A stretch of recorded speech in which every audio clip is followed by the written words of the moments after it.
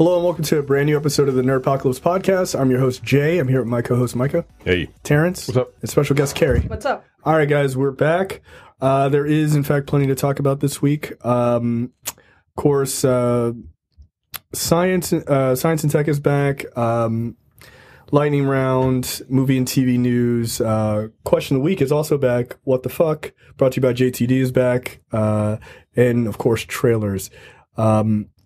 What is going on, Terrence? What are you doing at the docket? All right, so let's just jump right into checked out. So I finished watching, and I think, Terrence, you've also finished watching the second season of You. Correct. You guys have never... You're still in season 1, and you've never watched the show. One, hurry up. Yeah, You should totally watch this show. It's super good. I'm about to on- just not It's on Netflix. wait for my Netflix, wife. What's that? I'm about to not wait for my wife. No, you got to go. You got to go. Just lie. Lie to your wife. This is what I'm telling you. This is my marriage. She can appreciate Joe the way I appreciate Joe. So, do you know the premise of this, Carrie? No. Okay, so let me give you a background of the on the show and why it's so wonderful in its own right. This originally was a show on Lifetime, which is an odd place for anybody to watch anything. Yeah. A little weird. And it's about a guy who falls in love with this girl, very Lifetime-esque. But because it's Lifetime, he's a stalker and he kills people. And the thing about the show that makes it good, because it's like, okay, it's a stalker show, whatever. But what makes it interesting and good is it's told from his perspective. And you hear his internal dialogue of him, like, weirdly justifying all the fucked up shit he's doing. Rationalizing all this. Yeah. Yeah. And it's wonderful. It really is quite a good show. Are you familiar with It's Always Sunny in Philadelphia? Yes. Dennis Reynolds? Oh, it's him. It's not him. It's a guy who acts like him and looks exactly like him. Yeah, like that whole episode of like Being stuck on the boat. like with the implication. Yeah. That's the whole show. That's the whole show. That's the whole show. It's like Dexter, but if Dexter was like falling in love and was like just like kind of like a seemingly nice guy on the outside. It's like pleasant. Yeah, like he's a pleasant guy. You're like, oh, Joe, you seem so nice. And he's like, yeah, don't get in my way. I'll fucking kill you, right? So, Meat. but it's really good. And it draws you in really quickly, actually. But yeah, so the second season, like the first season takes place in New York. I won't spoil what happens because you haven't seen it and you're not finished. But the second season, he's in L.A. And so what makes that season so good is that he's also commentating in his own internal dialogue about LA culture and how vapid it is and how bullshit all of it is. And he's like, everyone is fake and everything else. Meanwhile, he's using a fake name. He's like the fakest person. Right. And all these people are like, you're so real, Joe. You're amazing. And he's like, okay, like, I hate all of you. But it's really well done. And this season, like, I don't want to give anything away, but this season, like some of the main characters that pop up that he's never met that show up in this season are, I think, better than season 1. Yeah, they're way more fleshed out characters in this season than season 1. It's great. I finished it like 2 nights ago. That fucking season finale was bananas. Yeah, it's super wild. It's like The last 2 episodes are I super was wild. like, wow. Yeah. I get it. I'm surprised I wasn't spoiled because it took me a while to finish it. Yeah. And luckily enough, I didn't catch any spoilers, but just wait. just wait. Bex gets on my nerves. Will I receive satisfaction? What an odd question. Who knows? Will I receive satisfaction? Who knows? The world Couldn't may tell you. never know. What I will say is, this is definitely worth just forging ahead and like just getting through it. My Fridays are very easy. You posted, so I'm gonna just finish off the first season. Yeah. You posted in the fan group that love is greater than bad. Yes, love is greater than Deck. 100%. Yeah. Yes. So love is that's a character's name. Yeah. Oh, okay. Yeah. Just not the concept. 40 in love. Yeah. Okay. I saw that and I was like, it took me like 3 episodes to realize, because it took me the episode where they were playing tennis, that those are fucking tennis terms. Oh, I didn't realize that until you just said that. Yeah, I was like, that's I'm an idiot. obnoxious. Yeah. Oh, I don't like that at all. Ugh. Yeah, ugh. Never mind. Yeah, that's gross. I don't like that at all. Yeah. No, but man, look, That season was dope. It was some good. shit. Even like that episode 2, some wild shit happened. I'm like, nigga, what? Yeah. Okay. Yeah. And they do a good job of fleshing out Joe's character more in flashbacks and why he's the way that he is. So, like, they don't make him a sympathetic character because he is not sympathetic. No. But you just go, oh, I get it. No, they have this weird way of like making you feel sorry for this nigga from time to time. From time and to then time, you're yeah. like, yo, he just murdered a bunch of fucking people. Yeah. Why should I feel sorry for him? Right. And that's the problem. But they keep doing it. Like Yeah. they keep, That's what makes like it root for him. They're like, no, but he's a piece of shit. Yeah. So it's tough, but it's such a good fucking show. Yeah. And it came from Lifetime. Hey, you never can tell. You never know. Carrie, you said you watched Encore on Disney Plus? Yeah, so there's it's a show. It's the one where the icon is Kristen Bell. Kristen Bell, I guess, is the executive producer of the show. She intros every show, and in like 2 episodes she cameos, but like she's not the star of this. Encore is a show about casts of high school musicals being brought back together like a decade plus after they first did the show. Wait, these are real people. It's not like a narrative. People, okay. Yeah. And then they have to like do their musical again. And it's that's weird. delightful and chaotic because you have the most recent like graduating class that they've gone back to is 2007, which is when I graduated high school. So that's interesting for me to see people my age try and do this again. Right. But I think they go as far back as like 1985. Yo, come on. Yeah. Wait. High School Musical. Wait, I'm confused. Like, No, not a musical that they did in high school, not High School Musical. That show wasn't that a movie like No. 5 years ago? So these are people actual people doing what musical they did when they were in high school. So you have people coming back and they're doing Pippin and Godspell and Annie Get Your Gun and Grease and right.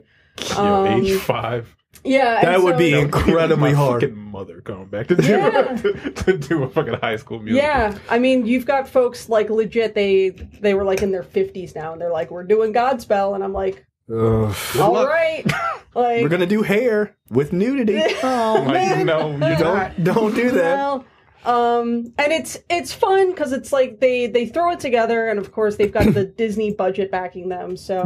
The Godspell episode was interesting because that was like an all-black high school. So every one of these folks could still sing. That's good. Unlike a lot of the one where it's a majority white cast and you've got like 1 or 2 people who can sing. Can I do the lead? But they're like a public, school and they didn't really have much of a budget. And now they come back and they've got these fabulous outfits and a beautiful new set and like it's kind of cool to see them do that again, but like it also comes with all of this like high school baggage being like brought back to the forefront for some of these people. I think it's the Annie Get Your Gun episode where it's like the male lead had dated someone else and she caught him cheating on her. And that's how they broke up, and they like haven't seen each other since. And I'm just like, oh, that's fucked up. 35 years ago. And I will never forget. That's the most fucked up part about it is like she's happily married. She's a wildly successful like OBGYN. She has 2 beautiful children, and she's still fucking mad at this dude. And I'm just like. That's fucked up drama for no reason. Disney's like, here's a knife. No, sit together. Yeah. Like, that's fucked up. There's a few episodes like that where you just have like old relationships and like the baggage that comes with them just sort of that's kind of cute though. Back. That's kind of cute. It's a lot of fun. There's 10 episodes out. I think there's 2 more to come. Okay. And this is a week by week kind of thing. Okay.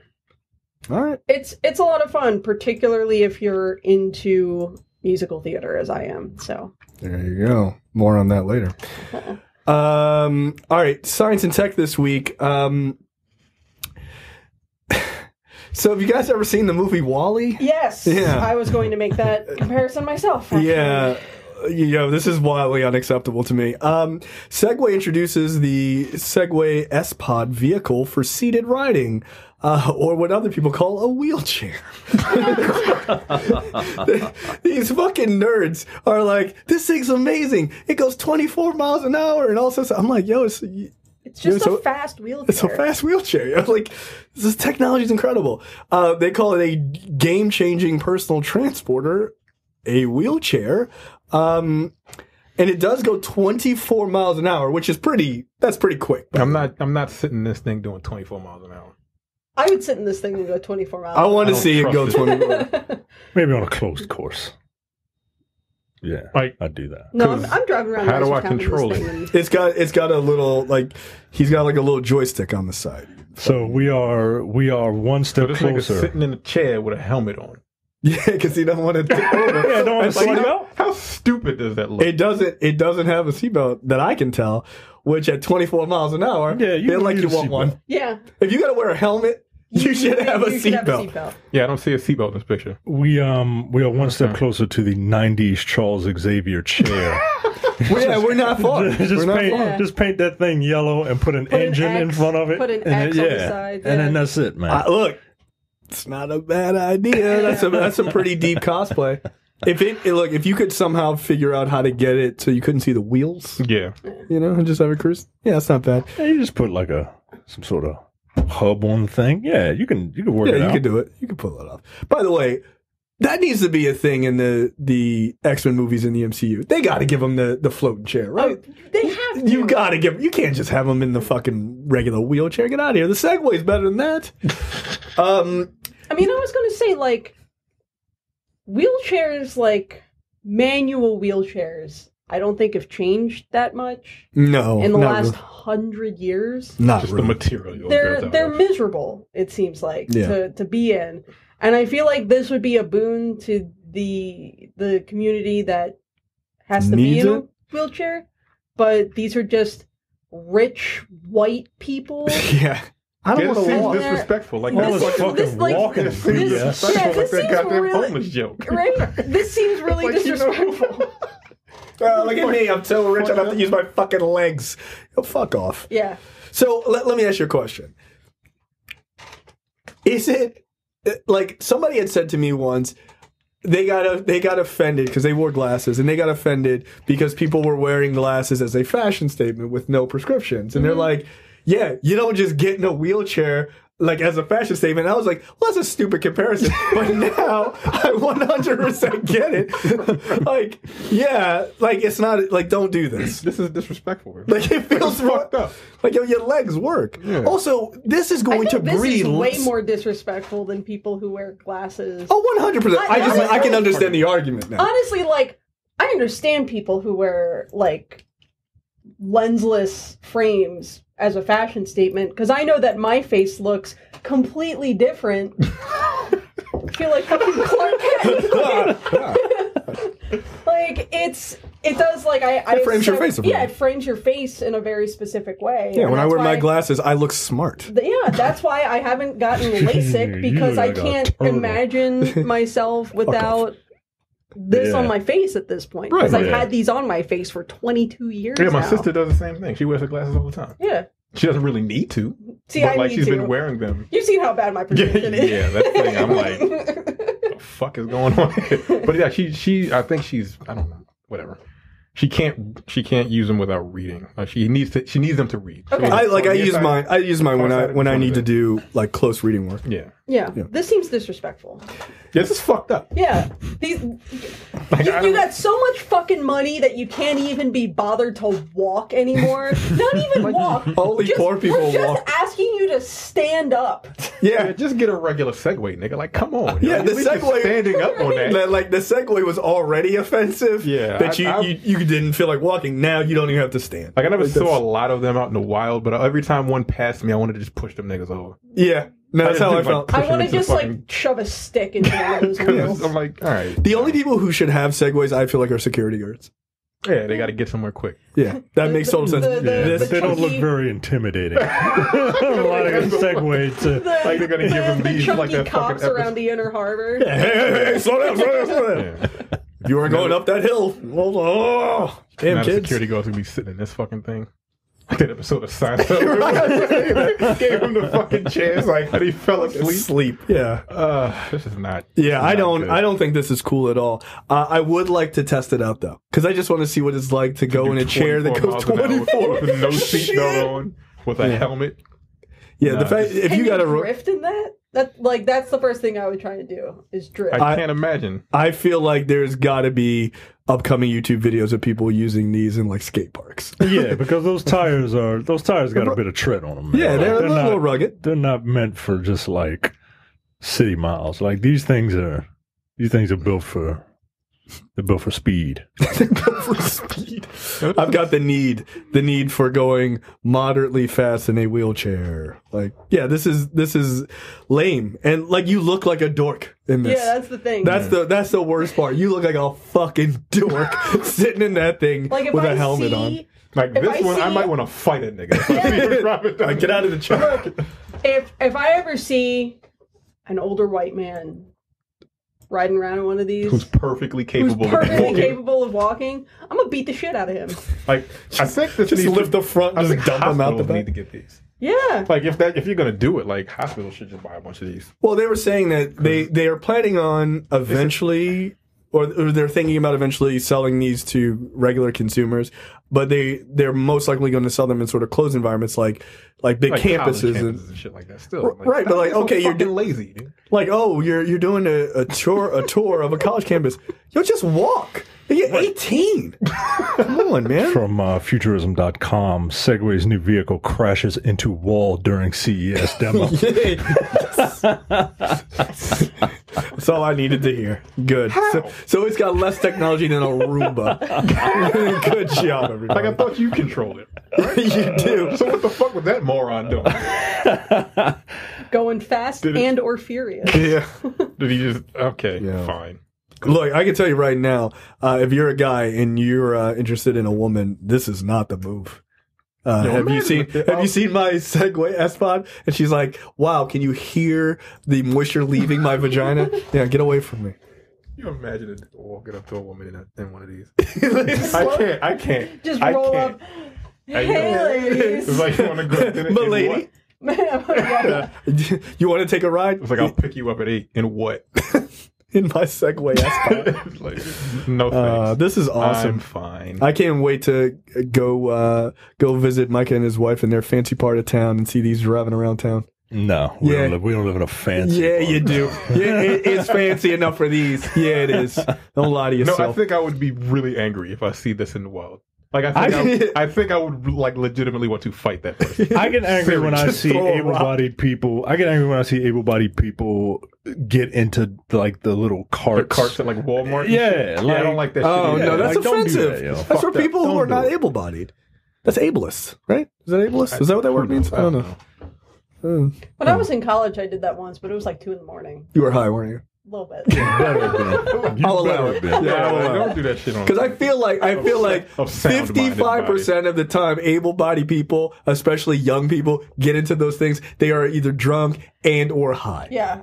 That makes sense. I was real high at the 24-hour Super Fresh in Towson. I've been in that. I've been to that one, and I've definitely seen people that have been high. Yeah. Yeah, makes sense. Mm-hmm.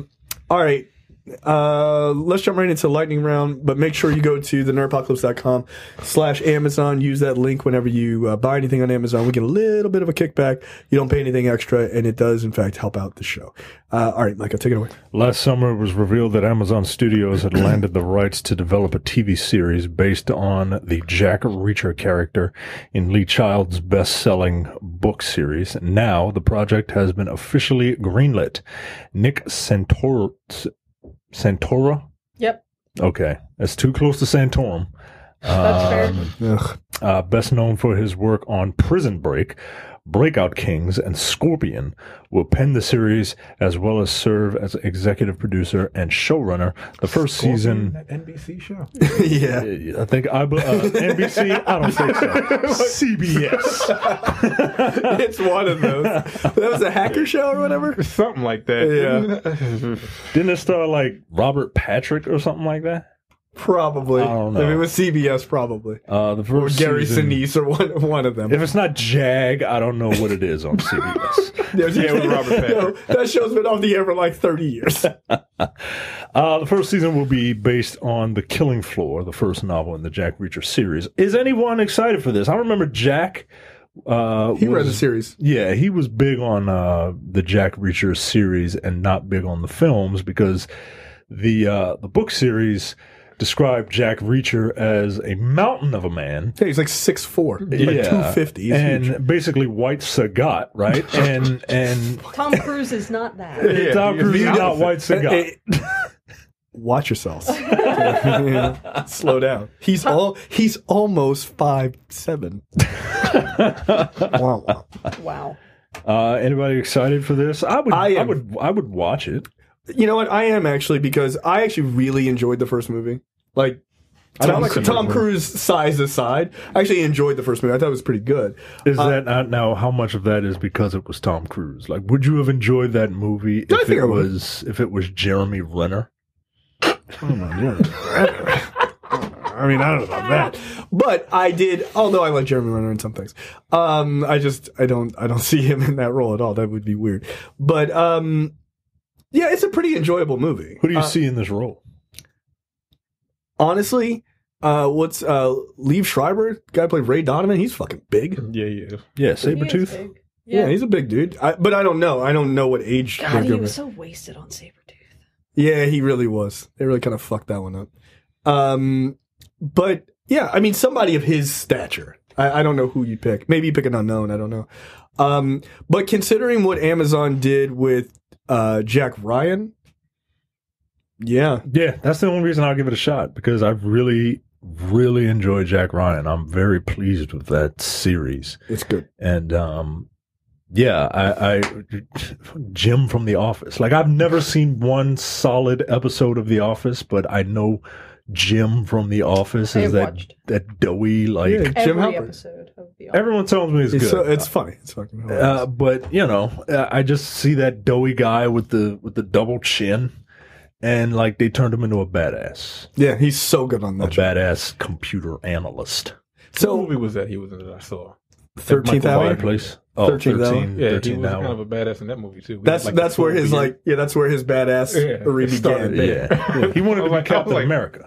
Yeah, Yeah. he was. Yeah, Can he. you imagine if No, he I was... cannot. But like looking back now, like I think he could have pulled it off. He's got the like the 1940s dopey look down. Yeah. And, I don't know. and like it really would have like the transformation really would have worked from like dopey looking everybody guy goes. to like a huge jack dude with a dopey looking face. Yeah. Like wow, that super soldier serum It stops really worked. right here. Right. there. They just throw his face on the first Avenger. Yeah. What they did with Yeah. Yeah, it would his work. face instead. It would work. work. Yeah. That'd work. But yeah, so Amazon did such a good job with Jack Ryan. I don't see why they wouldn't nail this as well. Because it's kind of in the same vein, right? Like the Jack Reacher stuff is like he's former military, so he's trying to solve crimes that are sort of like tangentially tied to the military a lot of times. Like it'll be like a soldier was like as a civilian was killed. And he's like trying to figure out who, like an ex-soldier or something like that, or some other sort of conspiracy things. He's like the Punisher for Veterans Affairs. Yes, basically. But he's a badass, and he has like the sort of snappy dialogue in the first movie feels very much like if you know guys who are in the military, they talk like that. Like, and it was just like a way that he talked. I was like, that seems very familiar to me. Like just friends I've known. So yeah, look, I'll watch it. Sounds good to me. Sony Pictures decided to pull the plug on Silver and Black, but Silver and Black is the Silver Sable Black Cat Concept. Project that no one asked for. but later revealed plans to go back to the drawing board and give both Silver Sable and Black Cat their own solo movies alongside Jackpot. Well, things may have changed again because following the news that the studio is developing a number of television shows revolving around characters from Spider-Man's world, a new rumor claims that Silver and Black is being reimagined as a TV series instead. There's no word on whether director Gina Prince Bythewood or any of the movie's writers would be involved in any way. This is early rumor. There are no casting decisions. Nothing is going on. This is just somebody saying maybe we should do this as a TV series instead. I, for one, think if you must do this, and you must not, then a TV show is probably the best bet. Does anyone care about Silver Sable? I mean, that's the thing, She though, showed up right? in the Spider-Man video game that came out in 2018, and she was a pretty big character in that. So I feel like you probably have more people interested in Silver Sable as a character now than you did when this project was first announced. Okay. But at large, I don't think so. no, Silver Sable is not a particularly popular character within the Spider-Man mythos. Black Cat is. Yeah, of course. Which is fucked up because I feel like Black Cat should be in the movies. Yeah, she should be. Yeah, she's relegated to sitting next to she's fucking Silver Sable. She's one of the ridiculously attractive women that Peter Parker / Spider-Man is able to attract. Yeah, it doesn't make any sense. No, he's a dork. Yeah. Mm-hmm. But look, that's how you know straight doughy white man. Right. Exactly. I've got an idea for a story. A nerd gets the hottest redhead, girl. a hot blonde, a hot platinum blonde. They love me. Oh my god. With great power comes great responsibility. People may not know who Silver Sable is, but that's the movie's or the project's job is to get you excited for it. So sure. For a lot of people, Black Cat's going to be the bigger hook here, regardless. Yeah. But I don't think they should be spending any time on this anyway. Yeah. Can't wait for that jackpot movie. What a weird pair of characters to kind of focus on. Right. You know what? It has everything to do with the fact that they both have colors in their name. Mm-hmm. I'm not going to tell you that right now. Two women. Yo, shut because you're right. Yeah, okay. Knock it off. If Dr. Octopus was like Dr. Blue Octopus, they'd be like, oh, maybe Silver and Blue Octopus. Like, yeah, they didn't think any. Someone was like, oh, Silver and Black, that sounds cool. And they're like, I don't know, let's do it. Fuck it. Because we don't have any access to any good characters. Nope. More on that later. Wow. God damn it. Yeah. At long last, fans of the John Wick franchise finally have news on the biggest spinoff yet, thanks to the TCA Winter Tour. What the fuck are they talking about? We now know the Continental is aiming for release at the end of the year. Starz boss Jeffrey Hirsch revealed they're waiting for John Wick Chapter 4 to hit theaters so that the movie and television show don't take steam away from each other. Quote, I had a meeting on a season pitch for this yesterday, Hirsch said.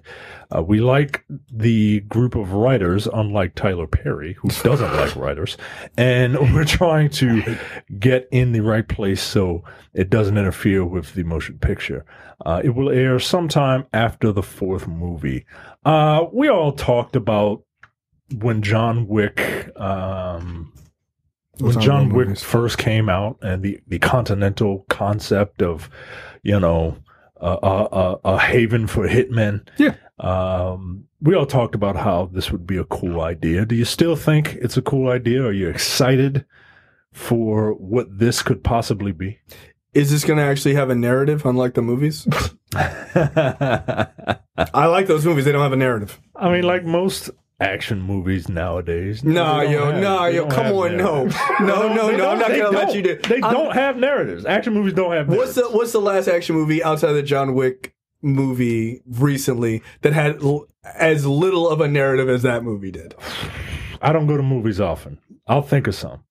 All right, yeah, because I'd love to hear it, because that movie doesn't have a narrative. It's like go from A to B. I saw Hobbs and Shaw.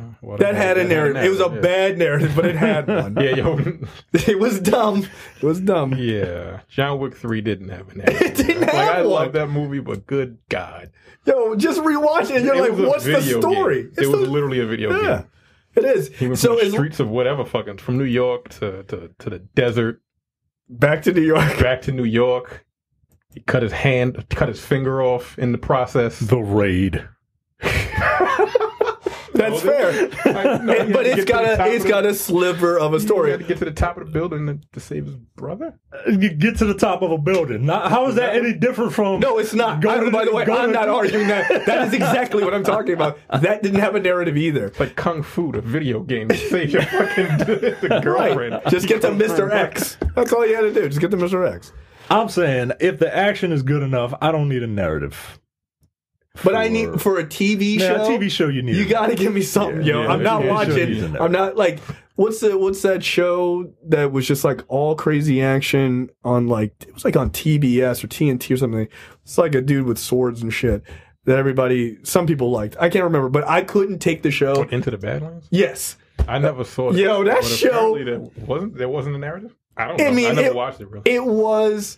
But it was really dumb. And everything was set up for just big elaborate scenes. They're like, we have to go to that other side of town. They're like, all right, let us all go to that other side of town. And on the way to the side of town, they're like, oh no, our carriage has been stopped. 20-minute action sequence. And then they would be like, now that's over. Now let's continue to town. They get to town, 20-minute action sequence. Like nothing happened in the show. They were just moving from one point to another to fight. Yeah, you're kind of right. You got to go to the mid-2000s to find action movies with no narrative. That's what I'm saying. Like, and again, the Wick movies are fun. They're fun. They really are. Shoot them up. Yo, they don't have a narrative, yo. They don't.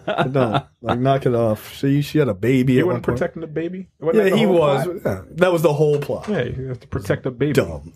And he was doing a bunch of nonsense. Exiled. Y'all don't even know what I don't even know what that is. It was one of them. Crank? It was one of them Asian movies. Crank is a good example. No, Crank had a narrative. Crank had a narrative. It was He had to keep going. Yo, wait, whoa. Is the narrative that he has to stay alive? That's not a narrative. Yes, it is. District B13. Like, what are you talking about? District B13. That don't have a narrative either. No.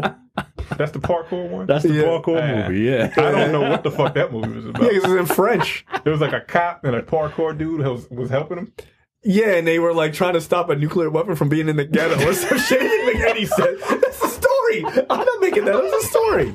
The French ghetto. Yeah, no, knock it off. That didn't have a story either. Yeah, I don't. Yeah, so as long as this has a story, I'm in. Because I think the story behind this could be really super interesting, but it's got to have a story. Yeah, like and good action. Everybody likes, assassins and like give the continent an origin story, colorful characters and stuff like that, right? Like that was the whole premise for No More Heroes. That was the hook. Right. There's just a bunch of wacky assassins, and you have to climb up the leaderboard. I love that first game. It was great. The graphics were ridiculous, but it was fun. Yeah, you had to jack off your lightsaber. I had to charge up my sword. Yeah, it was like, yo, who wrote this? You got to take a shit to save your game. What's his name? Suda51. Yeah, that motherfucker. That game was fucking bonkers. All right, next up. Official. The CW's Superman and Lois. Lois don't get a last name? Nah, fuck her. Superman and Lois. Like, that's how I'm going to read it now. Superman and Lois. Ordered to series. Oh, my God. Superman and Lois stars Tyler Ho Chillin. And, how do you pronounce his name? Yeah, I don't know, it's Ho Chillin. Ho Chillin. Tyler Ho Chillin and Elizabeth Tulloch. As the world's most famous superhero and comic books most famous journalist, as they deal with all the stress and pressures and complexities that come with being working parents in today's society, except one can lift buildings and the other one has to put up with his nonsense. Hold on a second. The difficulties of raising a kid, you're Superman, Like, I mean, my biggest thing is I gotta be in like multiple places at once. You have super speed, like. Yeah, but you gotta go to like Kuala Lumpur to help somebody. Meanwhile, Lois is stuck with the baby, and she's not getting any help. Then they gotta go to couples counseling, and Superman gets all pissed off, and Lois is like, "See, this is what I'm talking about. This is what it's like that scene from that Entourage clip." That you I'm sorry, it's the bat phone. I have to answer it at 12:00 on a motherfucking Wednesday. Yeah. That's fine. I'm not going to watch this. So are they going to be dealing with is the baby adopted or is it? No. Is it Superboy? Yeah, I was about to say. No, I think it's their child. So the baby has superpowers. Yeah. Or is it like it's a recessive gene? No, I don't. The baby doesn't. Did she have to is it like use hair loss? So she's got to work with like a super baby when he's not there. That would be kind of funny. Throw shit through the fucking. It'd be wall. like that Incredible short Jack attack. Yeah, Oh, The Incredibles 2. Yeah. that's fine. I mean, that's cool if they're gonna also work that angle into it. But like, He's got a good Superman face. He does. He's actually a pretty good He Superman. looks like what I want Superman to look like. Yeah. And I appreciate that they're doing a lighthearted Superman TV show. Yeah. I never it's- watched the The Adventures of Superman with Dean Cain. I never watched that. Lois and Clark. Yeah, I never watched that. Yeah, I didn't either. I've seen Adventures of Superman though. 'Cause Yeah. my parents are old as fuck. Yeah, these on the old. Yeah, I mean, it seems particularly standing in such contrast to the films. To have a lighthearted, Sure. Boy Scouty Superman is nice. Yeah, I mean, look, he's done a number of appearances on Supergirl, and he's also in the crossover that just finished up on the CW. I He's heard good. that was really good. I haven't watched any of it. I did see the big reveal thing, Yeah. which was a pretty cool reveal, I thought. Yeah. So yeah, I won't ruin that for people who haven't seen it yet. No. But this is fine. I mean, there was talk about this happening, so I'm not shocked because I was going to say that they were ending Arrow, but Arrow is getting a spinoff, which is Arrow and the Canaries, I think, and it's Oliver's daughter is Arrow now. So, like, they're just adding in another superhero show. So Is he dead? yeah. Okay. How far are they fast forwarding if it's his daughter? Yeah, I don't know how that happened. I don't watch the show. 400 years. Like Star Wars. Yeah, I mean, she's like a grown-ass person. Like, she's in her 20s. In the spinoff? Yeah, but I think it's contemporary. I think. I don't know. She could be from a different universe. Who the fuck knows? I don't know. Whatever. I don't know. Maybe this is the introduction of the Batman Beyond future.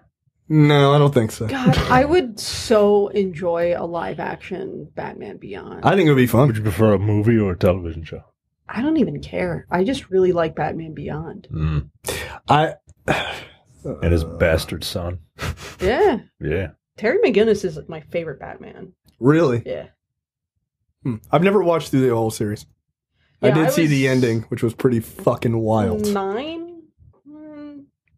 So that was like your Batman animated series, basically.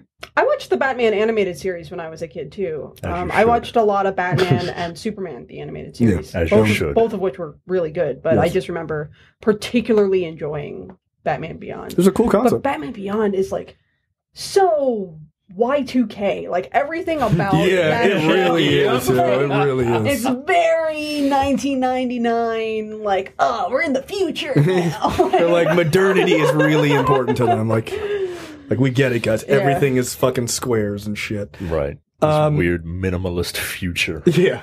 Get out. Like, yeah, there were like way too much like open spaces. Like, it was strange. That's just like the whole thing about that era in pop culture and like fashion, especially. It's like we as a society were like, it's the year 2000. The future is now. Like- we are dressing like it is it's the year 3000. Right, it's like, but like, yo, yesterday we just had jeans on. My nigga, like, what the fuck we I doing? had fucking baggy jeans and Timbs.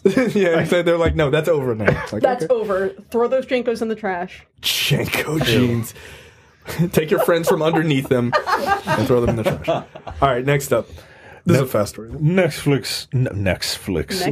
Netflix has ordered a 10-episode third season of its hit drama series You for premiere in 2021. The renewal is not a surprise. You's second season ranked at number 5 on Netflix top 10 lists of most popular shows series in 2019.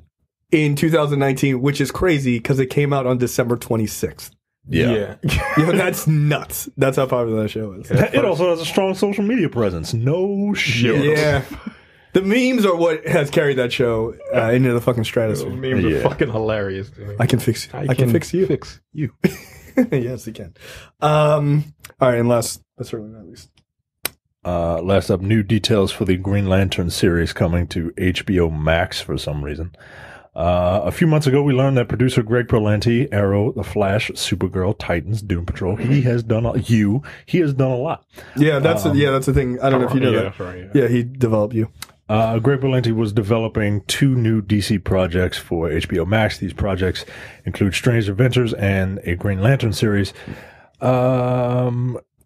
While talking to the press at TCA, HBO Max head of original content, Sarah Aubrey, offered the following information, quote, it's going to span several decades and focus on 2 stories about Green Lanterns on Earth as well as one in space going into the Sinestro story.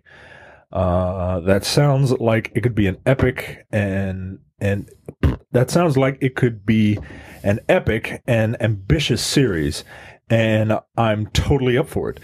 As many of you already know, Sinestro is a former Green Lantern Corps member. Blah, blah, blah, blah, blah, blah. Okay, that really doesn't give a lot of New details. It's going to have Green Lanterns in it.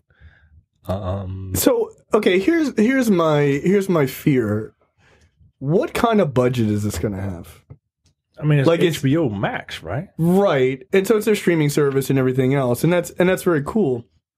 But is this going to have like those like Marvel show or like the Mandalorian budget? Because I feel like you kind of need that. I feel like you need more than just the Mandalorian budget if you're going to do Space Cops. No, but I'm saying in that realm, right? Where you're talking about, like, I think the Marvel movies are something like $100 million or something like that for 6 episodes. Right? Mm-hmm. Like it's a pretty heavy cost. It's like a movie basically every season, which is fine because you get people to watch them. But I'm just wondering, is Warner Brothers willing to spend that kind of money on this, considering like the last Green Lantern movie did terribly?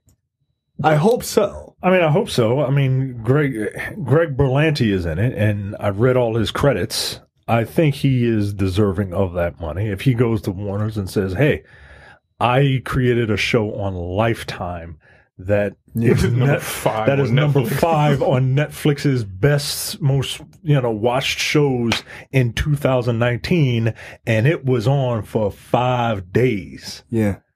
Like, I mean, not to mention all of his work on the CW. Yeah. In this genre. It was look, while I'm kind of tired of it, people love it. It's incredibly successful. Oh, no doubt. And if he has a bigger budget, maybe he can do a lot more. Yeah. So I think, I'm not worried about the budget. I'm worried about how I'm going to watch it because I subscribe to HBO. Damn it. I shouldn't have to subscribe to HBO Max. Well, they say that HBO Max is HBO included in HBO Max? Yes. So they said the price is going to be like I have HBO now, and they said the price of HBO Max will basically make it so that you should just get HBO Max. So I got to call Verizon and tell them I don't want HBO and then sign up for HBO Max? I guess. I don't know how it fucking works for cable.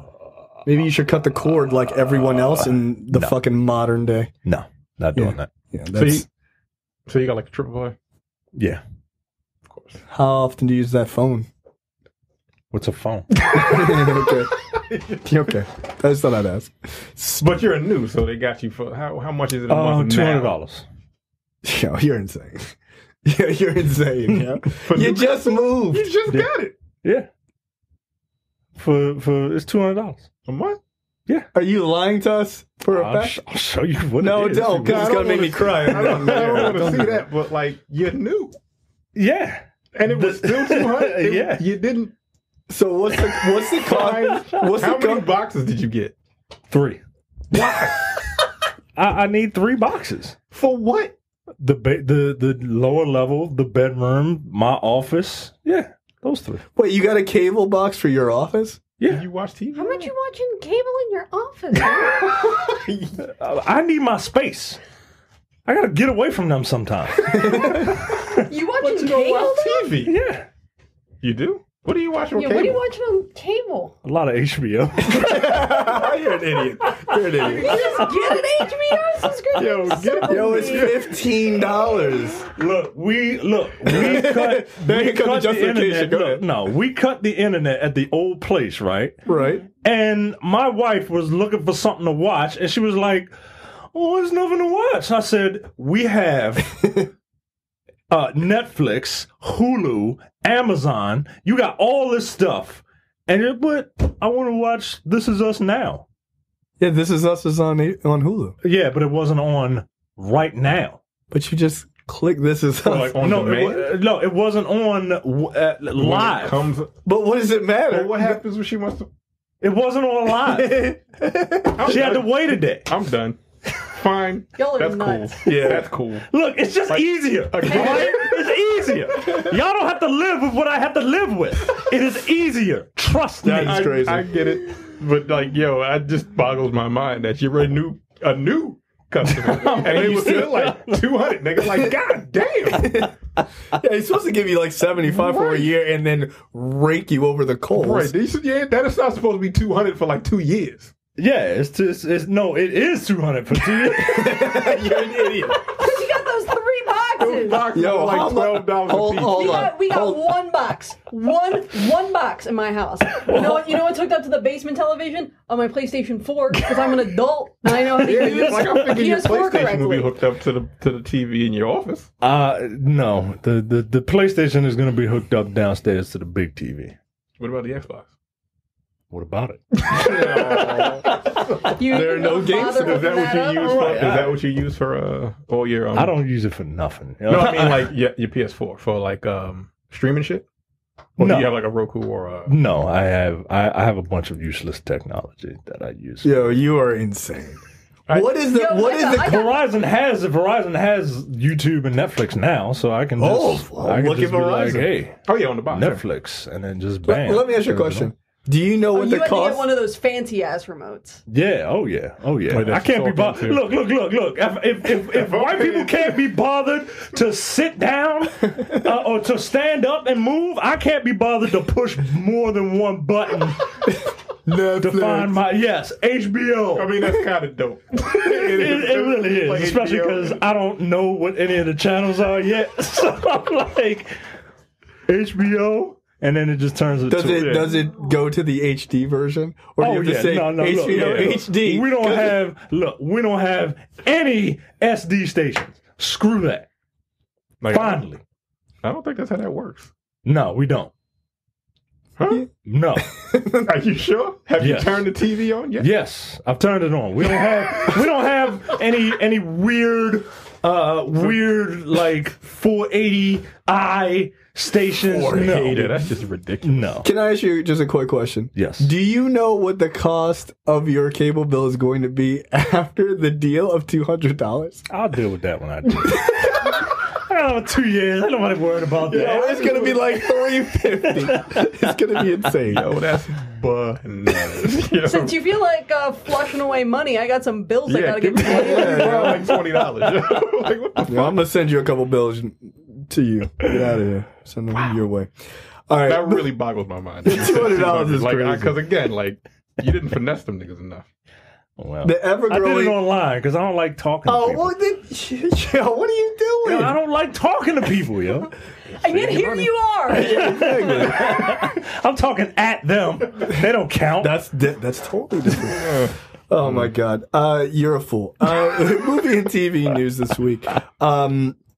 Hulkling is rumored to make a debut in WandaVision, which is interesting, putting them one step closer to the Young Avengers. The hell is a Hulkling? So Hulkling is he's not actually a Hulk. He is a Kree Skull hybrid. But he does have like strength, and then he can also shapeshift and things like that. So Okay. yeah, I don't know why they call him Hulkling. My guess is someone sounds like, "Oh shit!" Green. Yeah, someone's like, "Oh shit, you're a Hulkling because you're like smaller than him," and he was like, "Yo, but that's not all right. Fuck it. I guess That's that's racist. yep. I guess that's who I am. Fuck you." So that is the rumor. There is talk that he'll be attached to Sword, which we saw at the end of Spider-Man: Far From Home. So yeah, we'll see. We'll see. But I think the bigger implication here is that they may be trying to lay the groundwork for Young Avengers, which is pretty cool. So, so we'll see. Who knows? Still a rumor. Next up, big shakeup at HBO for Watchmen. I've seen a bunch of different reporting. One of which I'm not sure I buy yet. Damon Lindelof exits HBO's Watchmen, and they're saying that they're not going to pursue a second season. That's fine. I mean, that's not a huge surprise to me because he was on the fence. He was always on the fence. Yeah, I mean, he says back in December, Lindelof told Hollywood Reporter that he would welcome other candidates considered to continue Watchmen. He says, quote, maybe the idea is going to come from someone else. I would welcome that 100%. Didn't it just get nominated for like a Golden Globe or something? Like an episode or something like that? so. Yeah. Yeah, look, I understand, HBO programming chief says that it would be hard to imagine doing it without Damon involved in some way. My guess is they're saying they're not going to do it, but I wouldn't put too much stake in that because of how successful it was and because of how well it did in the award season. And my guess is they're probably waiting to see what the response is. But Response to what? Him coming back. Or him not coming back? Him not coming back and the possibility of them not doing any more of it. Because personally, I think it would be a real shame for them not to do more of it because I think the show is incredibly good. Yeah. And I guess which show had a really big writing room. Yeah. So I listened to that podcast that they did after each episode, and he says there were things in the writing room where I wanted to get through, and they were like, no. Because it dealt with black folks. Yeah. Like people of color and all that. And he's like, I wouldn't do that, bro. Yeah. So, I mean, I wouldn't be surprised if they were able to do it without him because he had so many people in the writing room. Right, And he that's had what's like that creative juice flowing in there. They could easily knock out a second season. Yeah. Because they have his ideas already out there. So, I don't know. But I would be fine with them not doing the second season. Like, I loved it, but it ended the way it ended. It's fine. Yeah. I mean, it ended on a really good if point. they do make another season, I'm going to watch it 100%. Oh, but, definitely. Like, if they don't, I'm not mad about it. Yeah. I would be disappointed just because I really enjoyed it. And I thought it was probably the best show on TV at the time. I still think it was like the best show of last year. Yeah. So we'll see. So I'm not so quick to believe that they're not going to do it just because I know how money works. Yeah. All right. Well, if And they Looking do Glass, do it he's without like- him, if they do it without him, are you going to be disappointed? Are you going to be excited? It depends on who they get working on it. If they're like, we're bringing in Brett Ratner, I'm not going to be excited about that. Or like some other fucking hack. But if they say, hey, this person's been a showrunner for some other successful series. I mean, Sure, look at your because boy. no episode had just him Right. as the writer. It was always two people. But you do need a showrunner. You do need a showrunner. So Look at your boy who did Hannibal. He's Yeah, notorious. He's notorious for just be like, It's like, yeah, that was great. All right, peace. yeah, he gives you good 2 seasons. And Yeah. then three if he really feeling like this shit is really popping, he gave you 3 and then he'll just bounce. He's a rolling stone. Yeah, I could literally see him taking over this for one season. Yeah, he'd be like, I'm gonna give you 1. It's gonna be I got dope you. as shit. It's gonna And look then I'm beautiful. out. Then I'm gonna be out. So yeah, we'll see. I was kind of disappointed to hear that news. Next up, 2 more Star Trek live action Star Trek shows are on the way. Okay. Currently, we've got Discovery and Star Trek Picard is getting ready to start, I guess, next week. Yeah. Which has already been renewed for a 2nd season, so that goes to What show are they you. on CBS Access? Yes. I'll never see that on there. And so, yeah, I thought that was interesting. I didn't keep up with Star Trek Discovery, although I was enjoying it. I didn't realize that Spock is on there now, which is wild. Played by Ethan Peck, who is apparently Gregory Peck's grandson. Didn't know that. So yeah, they're basically saying like, look, there are these other 2 that we're working on. Some fans are hoping that it's going to be a series following Captain Pike, who showed up in Discovery at one point. So yeah, we'll see. This feels like a lot of Star Trek because they have Discovery, Picard, they have Star Trek Lower Decks, which is an animated comedy that's coming out from the guy who created Rick and Morty, and then Star Trek comedy. right, and then Section From the creator of 31 Rick and series. Morty. Right. I don't think Rick and Morty's funny. I've seen a few episodes and I'm like, Because you don't smoke weed. you're right. Here's the thing. I smoke weed. And I don't think it's that good either. I've only seen bits and pieces of it. Yeah, It doesn't work for several me. episodes. I'm like, I don't fucking get it. Like, Yeah, I don't get it has moments of, like, absolute brilliance, but they're, like, the kind of person who claims that Rick and Morty is his favorite television show is not the kind of person who I want to hang out with. Yeah, that's what I've heard. I feel like the person who thinks that Rick and Morty is their favorite television show probably doesn't get it. And I've never seen an episode.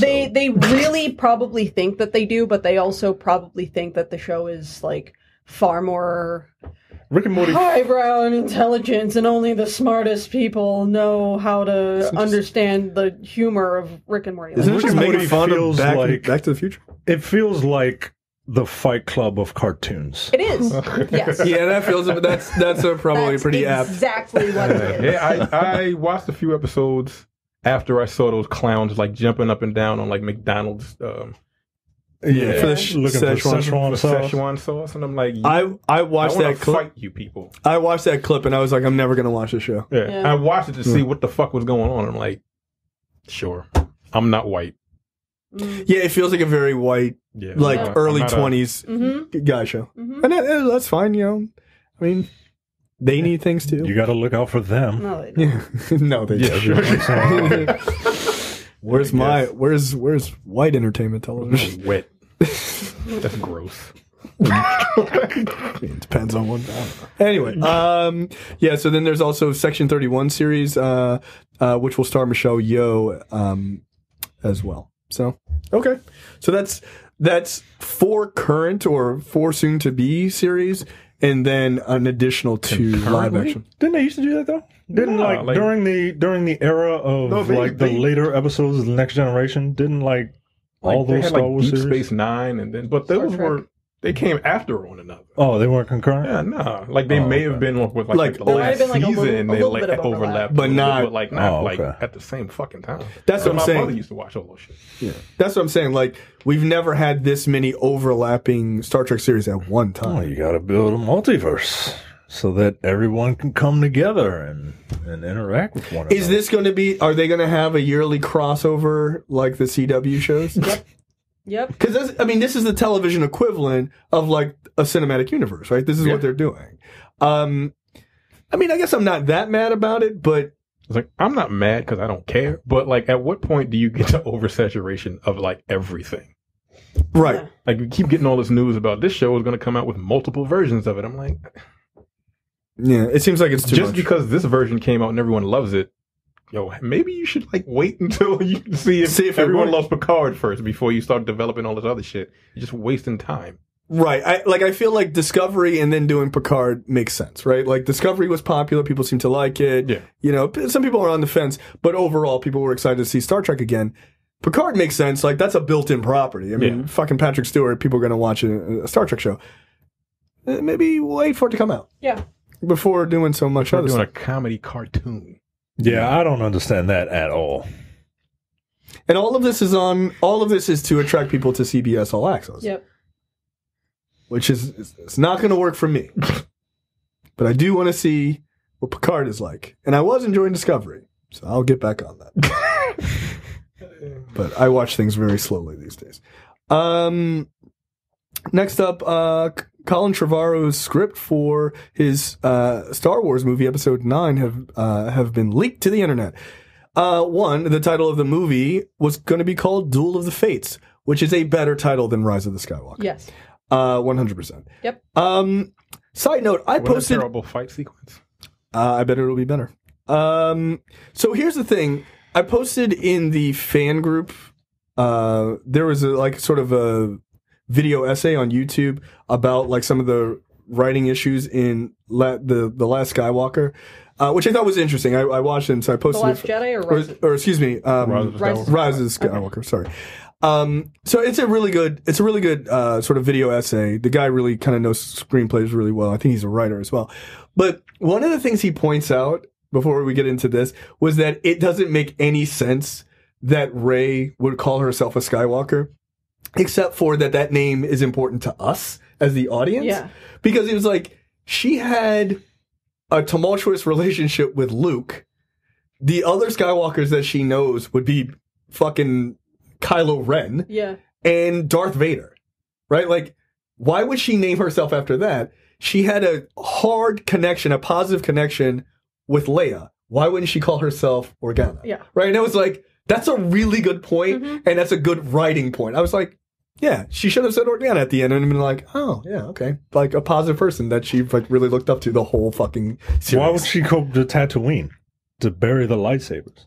Luke fucking hated Tatooine. Well, and that's a point he makes too. He's like, it's nothing but a pain for Luke. It was a place he was trying to escape. He was like, again, that's doing something for the audience. You're not doing it for the motivation of the character.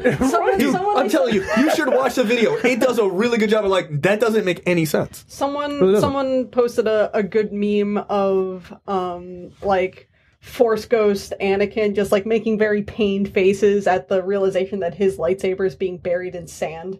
I hate sand. It gets everywhere. It gets everywhere. That's really funny. So, yeah, I highly recommend that video. It was really, I think the guy's YouTube channel was called Just Right, like as in writing the story. Yes, very clever.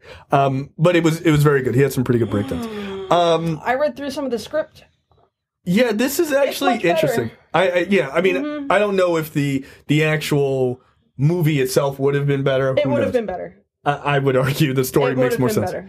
So, he says that I have a lot of thoughts about Star Wars. Rose Tycho is given a much larger role and spends a good portion of the film with Finn, C-3PO, and R2-D2 on a mission to light a beacon on Coruscant that will draw allies to assist in the Resistance in the final battle against the First Order, which would make sense because her whole character was about her convincing Finn into joining the Resistance. Why wouldn't she be like an ambassador out to the world instead of just having Lando do it for no fucking reason? Because fan service. We gotta get the nostalgia. Right. We gotta get this masturbatory fan service instead with Lando and Chewie's medal and all of this. Again, the medal thing he points out in the thing is like, that's just like nerds were just wondering why he didn't get a medal in the original movie. It's never been brought up in the movies. Chewie has never mentioned it. Han has never mentioned it. But you did it for the fans. Don't do stuff write this fucking story. The characters, you dumb. Right. Like, you focus on the characters, and he didn't do any of that. No, it was great though. But The Last Jedi was you know what?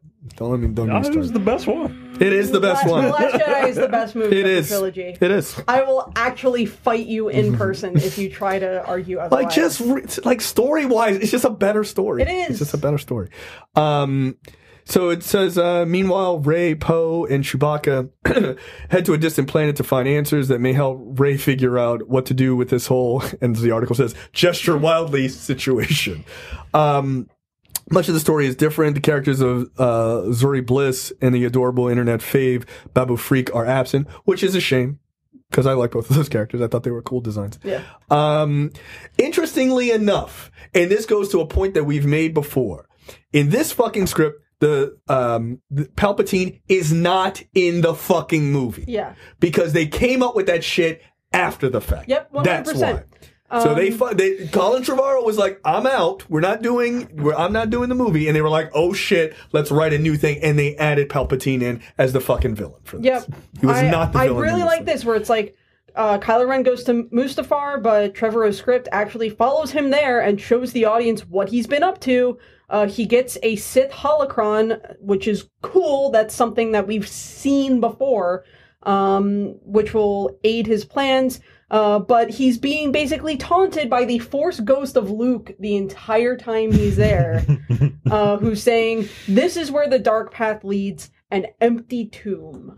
Which makes sense, because at the end of The Last Jedi, you know, if you watch the movies and then you make another movie that connects to the movie before, he literally says to him, see you around, kid.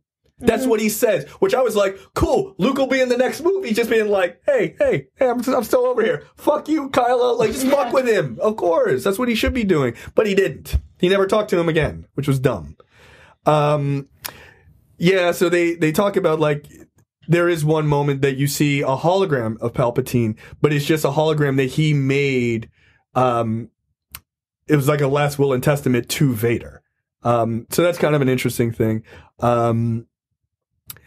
eventually they find Kylo tracks down this guy Tor Valum, who is a 7,000-year-old ghoul who actually trained Palpatine. So he learns from him. So he's learning like at a high level. So basically, they don't redeem Kylo. They actually let him be the villain of the story, which is important, which is how it should have been, which was the point of killing Snoke. But again, fuck reading or fuck paying attention to the movie that came before you. So everyone hated that movie, right? Yeah. That's why the critics loved it. Fans hated it. The next movie, fans fucking loved it. Critics hated it. Well, you see, the problem is the critics were right. The problem is you can't be expected to watch a movie and then watch another movie and then have that third movie connect to the previous movie. Impossible. You're expected to consume every bit of Star Wars lore and trivia from books and video games and multiple TV series. You have to remember all of that, and then you have to kind of make it work. Yeah, I fucking hate that about this trilogy. When you have to explain in comic books in between the movies, that's how you know you fucked up. That's how you know you messed up. As someone who has a fucking master's degree in professional writing, this trilogy drives me nuts because honestly, like, say what you want about the prequel trilogy, because by God, it is not good. No. However, at least the writing team on that established a through line. It's cohesive. They said, it's cohesive. We're going. This is the point A. This is the final point B. We're going to go a little loopy and off the track here and there, but we are still staying in the same general direction. That's right. And this trilogy, they never fucking did that. They never got a team of writers in the same room and said, this is the through line that you have to keep through these three films. This is the story of these characters that you have to tell. And before you say anything, yes, we know the original trilogy didn't have a roadmap, right? Like, but that was, and look, if you go back and pay attention to those movies, you can tell.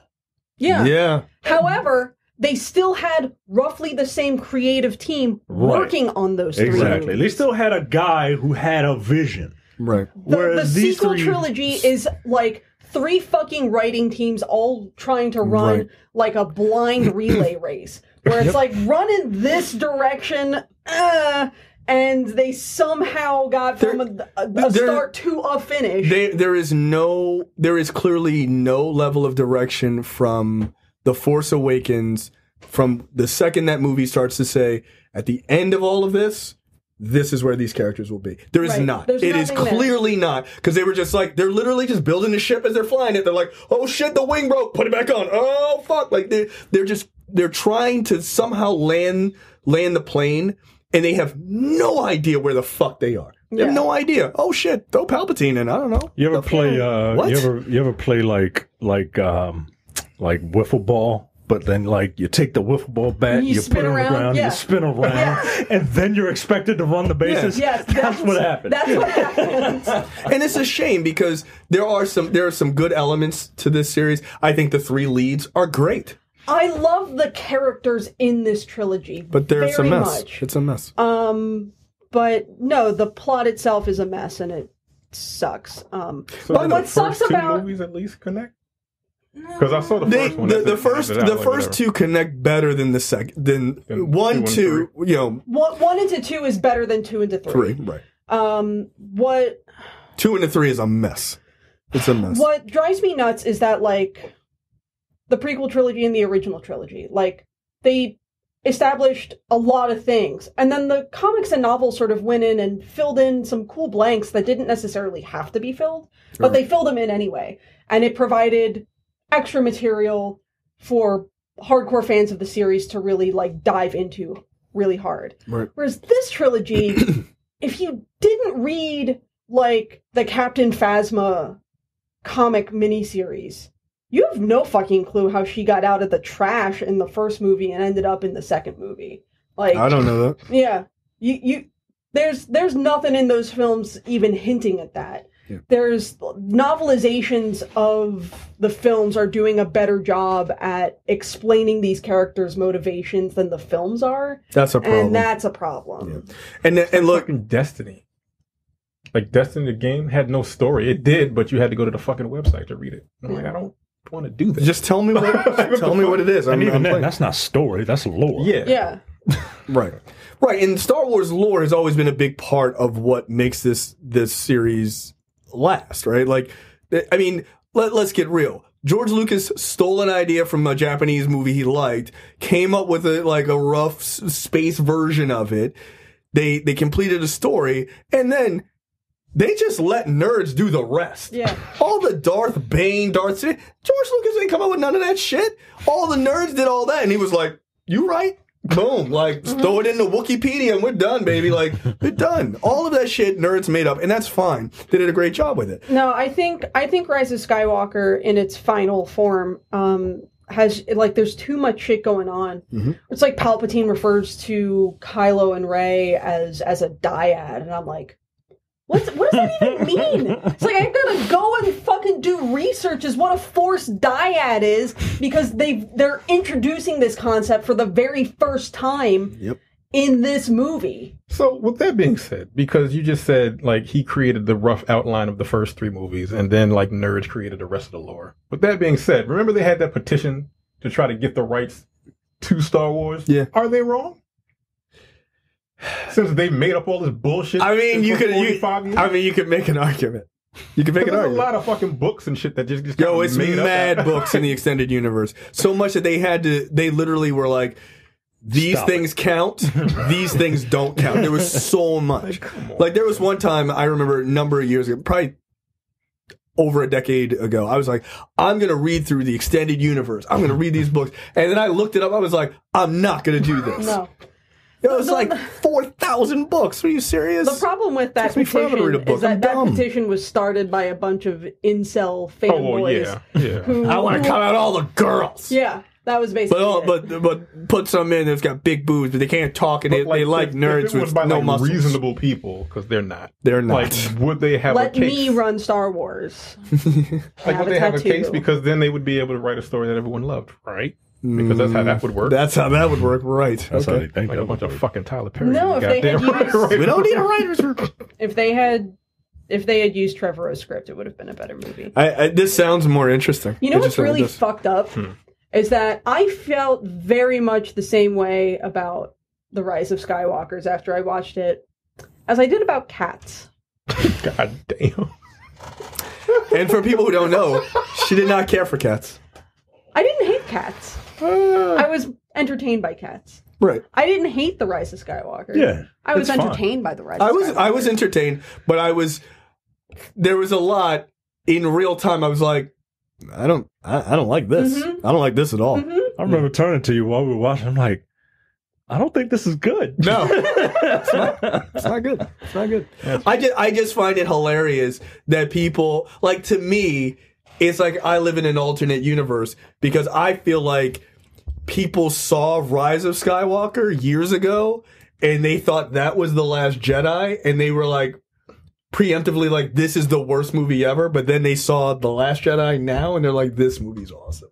Like, I feel like they just in an alternate universe, these movies were flipped for some people. Like, they just went to the theater and they showed the wrong film. Because I don't understand how you could watch this movie and be like, yeah, this one was really good. It really wasn't. It wasn't. Yeah, it's. I would rather watch Cats a second time. God damn. Come on. Really? Jellicle songs for Jellicle Cats. That seems Stop mean. speaking fucking Spanish. I don't know what a jellicle is. I don't know, but I bet you can't. No one knows what a Jellicle cat is, Micah. Oh, but I I bet like I is that no not idea. a thing? I believe the term Jellicle came about because, like, T.S. Eliot's niece, who he was writing the original book of poems for. Please tell me her name is not Angelica. I don't. Okay, I was like, please don't. That can't be the answer. No. It can't be. Just the way that, like, she would say the words "dear littles" made it sound like she was saying Jellicle. So when she would refer to "dear little that doesn't cats," make a goddamn lick of sense. this was Great Britain in the 1800s. Was she 8? Very small. Okay, I was like, yo, she was like 35. That's unacceptable. No, this was like he wrote this book of poems for a small child. And they adapted that into the stage And then play Andrew Cats. Lloyd Webber did a lot of cocaine in the early 80s and decided to turn it into a musical. Yes. That makes sense. That's And the what plot happened. is like the cats want to die, So they can go to become like Jellicle cats. Yeah, no, like- they're already They're Jellicle Jellicle, cats. but they want to become angelical cats. Like, Like, do you get superpowers? They're They get trying little to be. They're capes. trying to be reborn into like a new / better life. So it's called the Jellicle Choice, made by the leader of the Jellicle tribe. is that Judi Dench? That's Dame- Judi Dench. Dame So- Judi Dench. so- Yeah. Is that when you can see her hand? And it's not CGI'd and shit? Is Idris Elba like the bad guy that wants to become the? He's McCavity, who doesn't have much of a presence in the stage show, but in the film, he's basically trying to like. He's like, he has powers. He's like spiriting away all of the other cats who are trying to be that year's Jellicle Choice, so that he therefore wins by default. But it doesn't really. So they made the explain- black cat like fucking evil. Got it. Yeah. And why is he wearing a pimp coat? I don't know, but then like he takes it off and he's the most nude of the cats. Of just course he because, is. Just Like a because like fucking he had a Siamese. hat and a big jacket, and then suddenly he didn't, and I'm like, I'm uncomfortable. So More he didn't have comfortable, fur depending. under the jacket. No, he does, but The fact that he was wearing clothes the and fact that that he he's was not yes, wearing clothes. and then he was not wearing clothes anymore. Yeah. It made him look that much more. It's like how nude. it's like how Donald Duck looks normal with a shirt and no And a hat. bottoms. Yeah. But if he took the shirt off, he would look weird. I don't understand why that is acceptable. When I Donald Duck it, it's unacceptable. My wife always tells me, like, don't do that. Like, That's fucking. That's just walk in front of your significant other with just a shirt on. It's odd. What are you doing, man? What are you doing? You can wear pants and no shirt, but you can't go the other way. All I'm saying Not for guys. is that if I'm gonna go Women, you can do whatever you want. back to the theaters to watch a film that came out on December 20th, 2K19, I'm probably going to like get fucking stoned and go see Cats, because that is a far more enjoyable proposition than trying to watch The Rise of Skywalker. That's a fair point. that's a shame. If you're high, Cats is a better choice. You heard it here. Yeah. Yeah. Jesus. Yep. Yeah, but Well, I never- but go check out Just Right's Was there ever essay. It's very good. a cat so clever as magical Mr. Mistopheles? I hate you so much Nothing right about now. that movie or stage play makes me ever want to see it. No, I'm not watching Zoobly Zoo, my nigga. Like, get out of here. All right, Like, let's move. it makes me uncomfortable. Those commercials back in the early '90s made me very uncomfortable. They No. just- That's because they're really horny, and not I didn't know everyone is that. prepared for I it. didn't I know. just saw the commercial and I remember the music and I'm like, oh, why the fuck are these niggas dressed as cats on stage? This is Yeah, it doesn't I am make sense to me. seeing, even now. I am $1 billion? seeing Cats live next weekend because it's coming through the I Hippodrome. saw Oh that. I my saw the God. And commercial for that. I found a front row ticket for less than $50. Of course you did. I thought was you were like- going to say, on the ground. Like, No. take it. It's no. don't need it. It's that shit's sold out. I bet it is. Like- I bet it is. That's Like, why it's I give coming a- to theaters. They know. Get a taste of that garbage movie out of my mouth. Like, go see the stage play now. That's I how I feel about it. All right, so let's talk about the Oscar nominations. We'll go through the big ones. Speaking of things that Cats did not do, no, get nominated for an Oscar. it's getting a Razzie though. You can guarantee that. Yeah. Best Picture: Ford versus Ferrari, The Irishman, Jojo Rabbit, Joker, Little Women, Marriage Story, 1917, Once Upon a Time in Hollywood, and Parasite. What do you think is the one? 1917. Yep, that's my guess too. Yeah, I'm going to go see that sometime. This I week. would say it's. Within the next 2 weeks. I want to see the fucking movie. Yeah. I think it's probably going to be 1917, but it wouldn't surprise me if Marriage Story won. Also, it wouldn't surprise me if they went big and decided to do Parasite. I wouldn't be surprised. I wouldn't be mad. I haven't seen that movie yet. I'm going to see it. I'm going to watch it. I got to watch a lot of movies before. The only one I Yeah. gotta see Now Ford that the versus nominations Ferrari. are out, I'm like, that's my goal is to watch all of the Best Picture. I got to see Ford versus Ferrari, Jojo Rabbit. I don't I've care only. about Little Women, to be perfectly honest with you. I hear it's great though. Yeah, I hear it's apparently great. it's Sure, very but good. isn't this like the 15th time they've remade Yeah, that movie? it is. I'm fine. I remember the 1994 version or some shit like that. I've never seen it. Yeah, I've and only watched 1917. Joker. Joker's the well, no, Joker and Ford versus Ferrari are the only ones I've seen. There's like 3 of these that I have to see. I haven't seen any of these. Yeah, I have to watch The Irishman. I need to put 7 days aside to watch it. Sorry.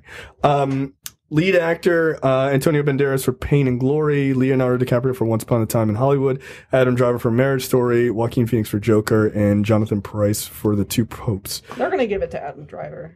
My guess is Joaquin Phoenix gets that one. Either of those two. Leonardo DiCaprio, no. I saw that movie. He didn't, no. No. But I think it's either going to be Phoenix or Driver. Yeah. I mean, I've seen about 30 minutes of Marriage Story. I just haven't finished yet. He was acting his ass off in that movie. I saw that one, they keep showing that one scene where they're arguing. I'm like, okay. Yeah. That's uncomfortable. Look, I know people give her a hard time, but Scarlett Johansson put in fucking work in that movie too. Like, they were both very, very good. Well, she, of course, got nominated for lead actress. Yeah, as she should. Yeah. So I think it's probably out of Driver or Phoenix. That's my guess. Although I haven't seen Pain and Glory, but I hear it's very good too. Yeah. Lead actress Cynthia Erivo for Harriet. Is this a Black Panther nominated for Best Picture situation? This is like, yeah, because if they were going to put, because I feel like they had to put a black woman in. If they were going to pick a black woman to put in there, it should have been Lupita Nyong'o. For us, because I agree. That was a far better performance. They also should have nominated Awkwafina. Because she just won the Golden Globe, yeah, and she didn't even get fucking nominated for the Oscar. Yeah, for like the Farewell. that, I can't. Well, the Farewell wasn't even nominated for Best Picture either. It blows my mind. Like, I can't recall really another time that like a winner of an acting Golden Globe was not even nominated for the Oscar in that category. Yeah, that's a little odd. Racism. Yeah, it's racist. Yeah. Scarlett Johansson for Marriage Story. Sorsha. Thank you. Ronan for Little Women. Charlize Theron for Bombshell. And Renee Zellweger for Judy. I heard Judy was fantastic. I've heard the same thing. So I don't know for that one. I mean, my guess is that's probably... Sorsha. What's it pronounced? Saoirse Ronan or Scarlett Johansson is my guess. Or Renee. I think it could be Renee Zellweger. Yeah. I think it's definitely not going to be Charlize Theron. No, didn't she already get one? Who? Charlize Theron? Yeah, she's had an Oscar before. Oh, yeah, she like Monster? Yeah, she ain't getting this one. Man. Yeah. So, I mean, she's playing a monster in this one too. So. No. Santa Claus is white. Okay. He just is. She just is. Shut up. Die in a fire. Supporting actor, Tom Hanks for A Beautiful Day in the Neighborhood, Anthony Hopkins for The Two Popes, Al Pacino for The Irishman, Joe Pesci for The Irishman, bizarre. Brad Pitt for Once Upon a Time in Hollywood. Did you see The Irishman? Not yet. I don't have 3 solid hours. Like, I can't. It's 3 hours and 45 minutes. Like, it doesn't even matter if you, like, you don't have to sit all the way through it. I hate that. I hate doing that with movies. Like, it's one of the things. I hate starting movies late, and I hate breaking them up. Yeah, I agree. But it's 3.5 hours. You're gonna have to. Yeah, you don't have that choice. I just don't have to watch it. That's probably what's gonna happen. If you want to see it, then you're gonna have to break that shit up. I started at 7:00 in the morning. I'm gonna finish like 12. That's a whole ass day, bro. In the afternoon, you get up from your couch as an imprint of you. You walk outside, you're like, oh, the light. Ugh. What have you been doing all day? I was just watching The Irishman. It is the last on my list to watch, and if I don't watch it. The only way I will watch it is if it wins Best Picture. It's not. Then I ain't watching it. It's not. I'm gonna be highly upset if that wins Best Picture. Yeah, I don't see Green Book situation. The Green Book. That's right. That did win Best Picture last year. That's super. Like, I'm still mad about that bullshit. We should do that movie. I haven't watched it. Stop paying attention to the Oscars. Sure. You want to do Green Book? Bullshit. Cool. I'm good. Let's do it. You gonna be here? I'll be here. All right. Well, I'm not available this weekend, so I'm not. Come on, God damn it! Have you seen? No, you haven't seen. No, I'm not seeing it. You saw Green Book. I saw Green Book. You saw Green Book in the theater. Yes. Did you say you didn't hate it? I didn't hate it. I couldn't fucking stand that motherfucker. I didn't hate it. I knew it was going to be nominated, though. I could tell. Absolutely. Because it's Oscar bait. That's all it is. It makes me so mad, yo. I hate that fucking movie, yo. It didn't deserve to be It did not deserve to Let me teach you how to eat fried chicken there, black guy. You don't know how to eat fried chicken. I know how to eat fried chicken. I'm blacker than you. He said that. Yeah, he literally. No, He said that. Yeah, all right, yeah. Yeah. Fucking hate That's that movie. Michael Rappaport shit that I just do not appreciate. Supporting actress, Kathy Bates for Richard Jewell, which I heard was a really not okay movie. Yeah, I've heard. Laura Dern for Marriage Story, Scarlett Johansson for Jojo Rabbit. Wow. Damn. Jesus. Okay. Wow, I didn't realize that. Florence Pugh for Little Women and Margot Robbie for Bombshell. All right, let's It's get probably going to go to Florence Pugh. probably. That's probably right. Director Martin Scorsese for The Irishman, Todd Phillips for Joker, Sam Mendes for 1917, Quentin Tarantino for Once Upon a Time in Hollywood, Bo Joon-ho for Parasite. Sam Mendes or Bong Joon-ho. Yeah, because Irishman, no. Todd Phillips, Joker, while it was a very good movie, I don't think he'll get it. no, nah. And Quentin Tarantino, Once Upon a Time in Hollywood, I didn't. Did you see? You saw it, right? Not yet. Oh, you haven't? I haven't seen any of the non-Oscar nominated movies yet because I heard that movie Any is of like them? 3 hours. Yeah, look, I get it. But like, yeah, I've seen the majority of them, and I don't think Quentin Tarantino deserves Best Director. No. I haven't heard anybody say anything about that movie. It's not that great. Like, It's I've not heard like they've been blown away by it. yeah, No. when a Tarantino movie comes out, it's usually people like, especially Tarantino fans, they can't wait to praise it. It just kind of came out, you know. And I heard it's also like another damn near 3-hour movie. It is. Like, I ain't got time to. Yeah. So Like, the majority of his movies are over 2.5 hours long. right, To be honest. and I'm a huge Tarantino fan, but I was not like I gotta see it I'm talking about tomorrow. the nominated movies in general. Oh, Like, they're all yeah. over like 2.5 hours. Yeah. It's fucking ridiculous. Can we bring intermissions back to movie theaters? Hey, the Yeah, last for the Tarantino movie Hateful before Eight. this, they had one. Yeah. Yeah. Yeah, it was great. Yeah, it was cool. I was like, thanks, because I really have to pee. Like, Yeah. Give me a 15-minute break to go get a popcorn and a piss break. yeah, I don't think it's unfair. They give you a playbill and everything. Yeah, they really did. That's kind of obnoxious. I mean, he was going a bit high, but yeah. So those are the big ones. So yeah, we'll see. So here's a story that we'll couple with the question of the week, which is why diversifying the Oscar voting base clearly wasn't enough. Yeah, like that shit didn't work. Like that was the thing that everybody suggested they do, and it didn't work. Sure, the Academy lived up to its promise to diversify and grow its membership. Last year, 50% of new members were women, 29% were people of color. Today, 16% of the nearly 9,000 total members of the Academy are people of color, compared to just 8% in 2015. But somehow that did not stop the nomination process from having One person of color among all of the acting nominees. 0 women nominated directing. for director.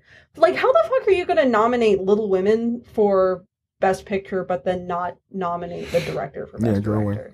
Yeah, that That's was. always weird to me. I never understood that either.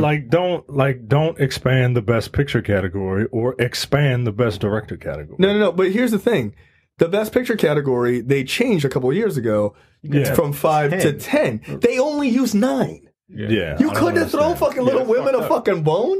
They're like, nah, fuck that. No, they No, they had Little nominated. Women. Or excuse Like, me, I'm sorry. Yeah, for the director. Right? Like, come on, that's So how many do crazy. they have for director? It's 5. 5. 5 is the max. Right, exactly. So Doesn't make Stupid. sense. right, it doesn't make sense. Like either expand the directors or shorten the Right, best it should be picture. the same. Yeah. Yeah. Right, it should be the same.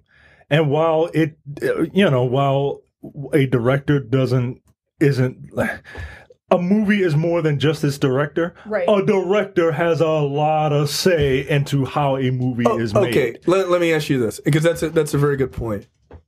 What movie can any of us name that is truly like that we consider like a fantastic fucking movie that you're like, the director didn't matter?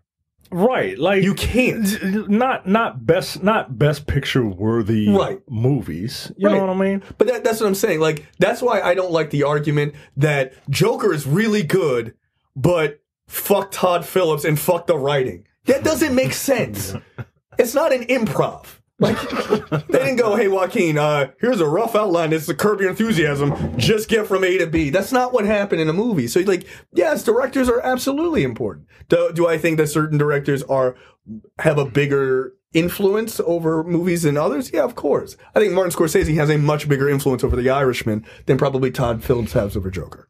Right, just because of who Scorsese is. He's an auteur, right? So, like, it's different. Quentin Tarantino is going to have a bigger influence than a Tyler Perry, for instance. Like, he's just going to. So yeah, like that to me is silly. I agree with you. Either shorten Best Picture amounts or lengthen Best Director. Yeah, and they only added more to Best Picture as a very cheap ploy to get people to watch and to give a reason to nominate movies that they know are going to lose, that the public generally has an opportunity to watch. Right. You know what I mean? Like, yeah, that they know are going to lose. That's why Black Panther got put in there. Yeah. Sorry, right. It is. Like a lot of these films, like, did Jojo Rabbit hit fucking massive wide release? Yeah, it did. Okay, because I don't recall that ever happening. Yeah, like August, I think. Yeah, it's been up for a while, which is a shame because I really want to see that. I haven't seen it yet. So, I mean, you know, their point about the Oscar board being diverse but it not mattering, it's clear. I mean, at no point is Awkwafina even fucking mentioned, which is really fucked up. People are talking about Jennifer Lopez being mentioned. I'm gonna need people to calm down. Yo, Okay, look, I haven't seen Hustlers. Oh yeah. No. Thank you. Stop. just everybody just chill. It seemed out, like yo. a really not serious film at all. Like, it's good. Yeah, It's a good It's movie. fine. Yeah, it's a good movie, but like, nominated for an Oscar? Shut the fuck up. Yo, no. Is it just because Jennifer Lopez looks really good at 50? Is that what it is? Because I feel like that has a lot to do That's with got it. something to do with it. Probably. Because I feel like Jennifer Lawrence. 50% of the people listen to you. Jennifer Very Lopez. Jennifer Lopez Jennifer Lopez is playing a dancer. Yeah, I know. Like, I feel like I should have seen this movie. I mean, that's look not, good. I mean, that's not really a stretch for Jennifer Lopez, right. who She got was a her claim fly girl. to fame being a dancer. Yeah, but color. but she's a stripper though. She's an exotic dancer. All right, She's well, not Cardi B should be nominated then. I mean, like, Look, do what you know. Yeah. she was in that movie. Yeah. She was a Latina who played a dancer. Did she make Cardi B noises? What, like, oh, Yeah. Particular Cardi B noises. Yeah. When I saw that people were mad that didn't get nominated, I'm Yeah, like, we y'all need need to just everybody to relax. calm I get down, it. You want you know. more people of color That don't need to be the nominated, but movie. that's ridiculous. Stop it. Y'all don't. Cool. All right. That's wild. Fine, yo. Like, you just want it just to have it. Jennifer Like- Lopez. And the funny thing is, people are arguing about, oh, this movie didn't get nominated. I guarantee they didn't see the movies. I can fucking guarantee you ain't see the shit. Yeah, that's That's the other thing that pisses me off. Is like, oh, I want this movie to be put up there. Oh, this one. What's the one with Awkwafina? Farewell. How many people are like, why wasn't that in there that actually saw it? No, I mean, some people are already pissed off at Awkwafina because she uses the name Awkwafina. yeah, shut up, yo. Because and stage she name, has a black scent. Like, she's from Brooklyn. No, she's from Queens. no, but yo. the thing what is, the like, fuck? haven't they done interviews? Like, that's what she talks like. That's what she sounds like. I don't. Yeah, she's from. Queens. Yeah, she's not from fucking. That's how racist you are. You Like want her you to be like, fucking oh, asshole. dun, dun, dun, dun, dun, dun. Like, nah, yo. Yeah, She's American, yo. Right. she's as American as Aquafina Water is. It's very upsetting. Like, it shit just bothers me. You know? Like, oh, why was this movie nominated? But you're not gonna watch it. Yeah, that's Like, that becomes it's a problem. foolish. Yo, stop claiming you want shit, but then you don't watch the shit that you want.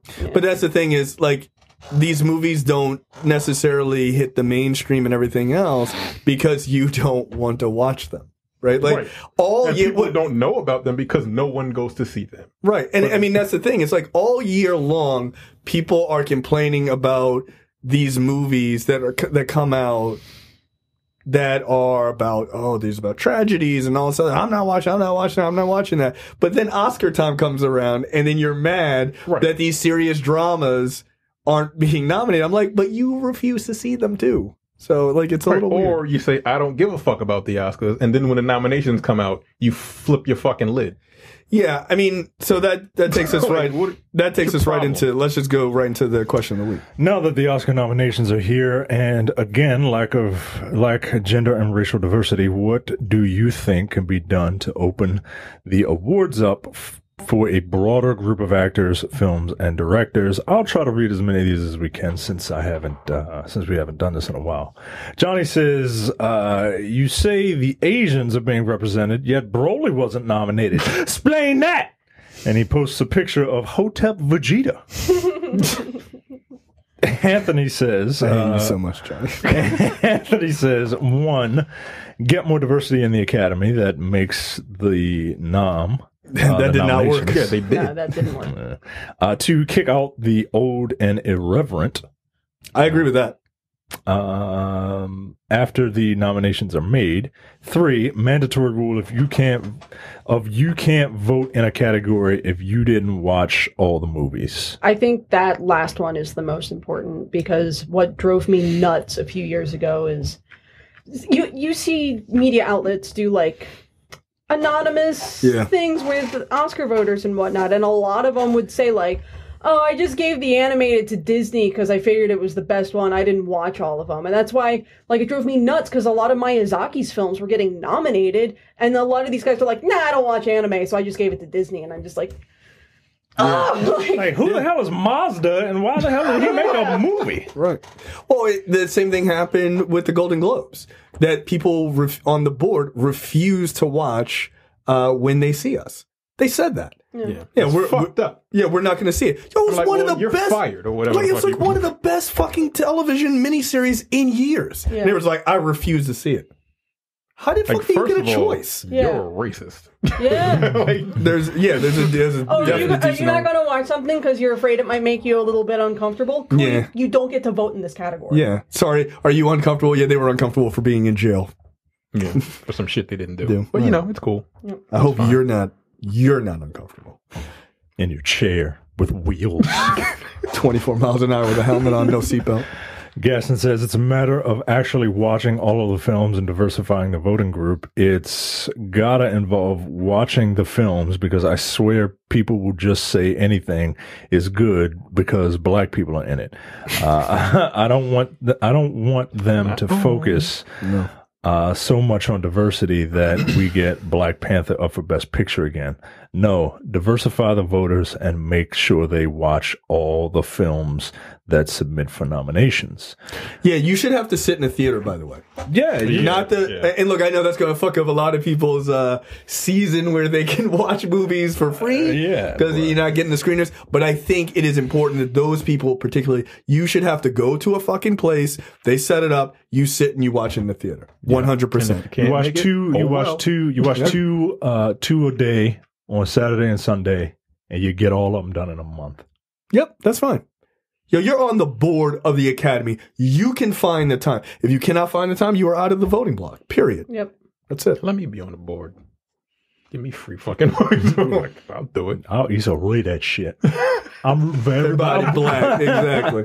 Yo, did you see when she read off the nominations? Yeah. No. For Best Director, she read off all the nominations, and they she's like doing the voiceover as they're putting up the text, and it cuts back to her, and she was like, "Congratulations to all those men." Just straight. It was like, yeah, she has every right to be pissed. It's fucking ridiculous. Somebody did that at the award show one year.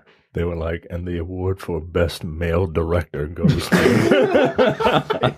I mean, it's ridiculous. It's just ridiculous.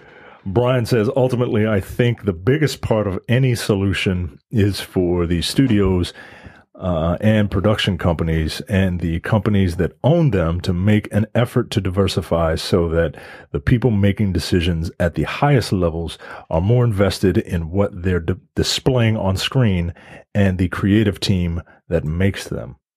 Lisa says, the world is changing and people are getting real tired of the same old shit.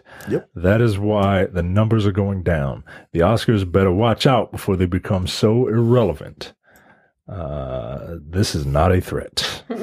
Dirk says, It's easy to fixate on the lack of diversity in the top line nominations, but going down the full list is it's pretty clear that the issue more the lack of diversity in a general sense. I mean, so few films were nominated for awards, period, that the nominations look like the work of people who never even saw the films in question.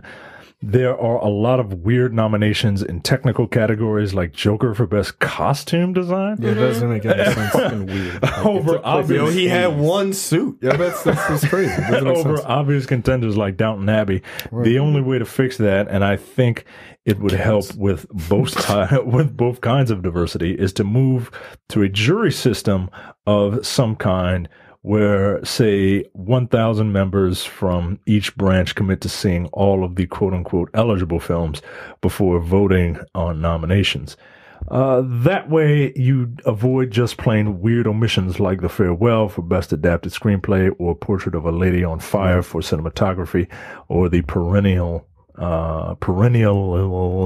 nuts Best Song nominations. Lance says... AA equals Academy Awards, African American, Alcoholics Anonymous, American Airlines. What are they trying to tell you? What they're trying to tell you is that us, as original people from Africa, we are drunk and don't want to be sober. So the fact that we need to forget about the Oscars and fly back to the motherland, Nollywood, is calling people, wake up. And then he posts a picture of Robert Downey Jr. as Kirk Lazarus, as Lincoln Osiris, as a hotel. That's pretty meta. TJ says, it's an uphill battle to infiltrate an institution that never has diversity in mind. The problem is these folks don't watch anything outside of the status quo. In my opinion, I think they have no interest. Stephen King's tone-deaf comments about diversity is proof of that.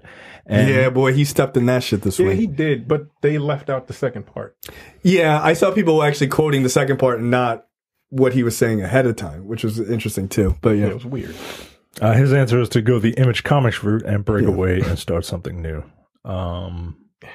Yeah, that's not. I understand that, but that's not. You can't create a new Oscars, yo. Like it's too entrenched. Awards. Yeah, like you can't just be like, we don't need Grammys, we got the Source Awards. Like it's not the same like thing. Niggas getting shot. And shit. Yeah, you just throw a chair and just like shit pops off. Like the Critics' Choice Awards were on this past weekend. What? Who cares? Exactly. Yeah. Like no, exactly. What is that? Nobody. On Nickelodeon? No, it was on like a network television.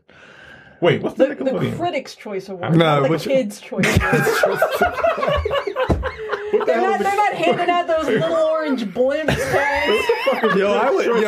Look, y'all talk shit all you want. I would take a fucking Kids' Choice Award. Like, Yeah, Yeah, I would take one, but what's the Critics' Choice Award? I really don't know. I don't know. Exactly. Is it on MTV? No, it was on network television. That's the MTV Movie Awards. That one's not good either because they have like Best Kiss. They have like a bunch of bullshit. Best fight. Like, That's a little too Spike TV for me. Yeah. I'm very old. Carrie says the award look like? the only way things change is when you diversify the voting pool.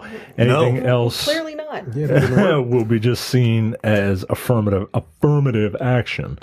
Everything about the world is changing except for the actual people who run the world. That is a very good point. And I think the idea of like when I mentioned the whole like when they see us controversy with the Golden Globes and how people are refusing to actually even watch the movie, that goes to that line, right? Which is because there's more diversity coming up and there's this big call for diversity. I think like specifically older white folks in this industry are like, I'm not going to deal with that. So I don't want it. Now it's getting to the point where I'm not even going to watch the movies that are being made or the series that are being made to even consider that. Because if you look at the nominations for like Best Picture, it's not even a conversation about anything, but like it's all white stories except for Parasite. Except for Parasite. They're all white stories. Very white stories. And for the most part, they're all male stories except for fucking Little Women. Yeah. And Marriage Story. And Marriage Story. That's it. So it is interesting that that is the response. The response actually hasn't been like the Oscar So White thing a couple years ago. Hasn't been, oh, we need to fix it. They did 1 year and they were like, y'all done? Cool. Can we get back to doing what we want? And then they were like, no, we're not done. Here's some more fucking diversity. And they were like, nope, fuck that wall. Like, we're just not going to look at it. It's like when you call, that's actually scarier than where it was before Oscar So White. It's like when you call white people racist so many times that they're just like, you know what? Fuck it. I'm going all in. Yeah. Yeah. And then we get Donald Trump as president. Right. Or when you point out that, perhaps another liberal person may have said something that may have been sexist and they just didn't realize it, and then everyone just goes, oh, well, 30 years ago he said one thing, so it's fine. He's inoculated from ever fucking up. Things like that. I fucking hate white people. I'm glad you said it. I didn't say it. This time. I mean, I've said it several times. Yeah, I was about to say. I'm surprised you guys didn't just high five across it. Yeah. No, but I do think that's the problem. Is I think older white folks are just seeing this as like this. It's too much. There's too many blacks and Mexicans, and I don't understand it. I'm not watching anything. And I think that they're like literally Ford versus Ferrari, which is a good movie. Ford versus Ferrari, which is about American white men versus Italian white men. The Irishman, which is about Italian white men and Irish white men. Jojo Rabbit, which is about Nazis. Hitler. Yeah, fucking Hitler. Literally the German white man, played by a non-German guy, just having a blast, poking fun at white people, which is hilarious. Joker is the whitest of white men. Literally, he paints his face white. Little Women, it was like white women. Just threw them a bone. Right. Marriage Story, 50% of it is about a white man, right? And the other 50% is about a white woman. Right. 1917. White. Giant white World War war. I. Right? A giant white war. Once Upon a Time in Hollywood. 4 white people. Right? Parasite. Asians. Like, that's it. Yeah. The funny part about I wonder how many of the voters actually watch Parasite. Probably not enough. I feel like they just put that there because it's so popular. Yep. Yeah. They did. Yeah. It's not going to win. Like, I don't think they Probably watch not. It should. Like, it's so fucking Is it good. up for best foreign language film? It is. There it's you gonna go. win best foreign language. There you go. But that would be brave of them, by the way. That would be a brave move to say, fuck it. We're going to give it to it Best Picture. By the way, I don't actually think movies I don't think they should be broken like that. I think if it's a Best Picture, it's a Best Picture. Just because it's from South Korea, I think it still should be up. I mean, I think maybe it was the director of Parasite who was like, It was. don't let the 3 inches at the bottom of the screen where the subtitles show up. Like, He said the barrier of if 1 you inch. if you just overcome the barrier of the 1 inch barrier of the subtitle, you'll open yourself up to a whole new world of film. Yeah. Which Like, is no. 1,000% true. That's Yeah. just Because foreign films are usually better than the shit that we put out here. Fair. 6 more. David they're not afraid to says. go for it. David says, "Forget the past, kill it if you have to." Obviously, quoting Marriage Story. Seriously, just let it die if you're not willing It's to a weird add. movie between Kylo Ren and Black Widow. It's very strange. If you're not willing to add diversity to the Academy, then you shouldn't be around in this day and age. C says, other than letting the whole thing fall into irrelevance on its own. Among the rising generations, get another Academy president who is worth a damn. This new guy can't hold a candle to Cheryl Boone Isaacs. I guess, mean, but it's always been a problem. It was under her reign that Oscar So White was born, right? I think so. I mean, but the thing is, it doesn't matter because it's always been a problem. Yeah. I guess maybe she made some, good moves, but it's always been a problem. And I don't think an Academy president, and that's not by the way, not to shit on your comment. I'm not saying like that, but I think the problem is it's fundamental to white people in power don't want to see things that make them uncomfortable. Sorry. Like, look, you're not getting a black movie winning Best Picture if it don't make them feel good at the end of the day. no. Green Book. Perfect example. That's it. That's why Green Book won, because they knew that they had to give the African American community something. They didn't give us anything. After that, here's the thing: they felt that they did, though. Yeah, they felt that they did. They felt that they did.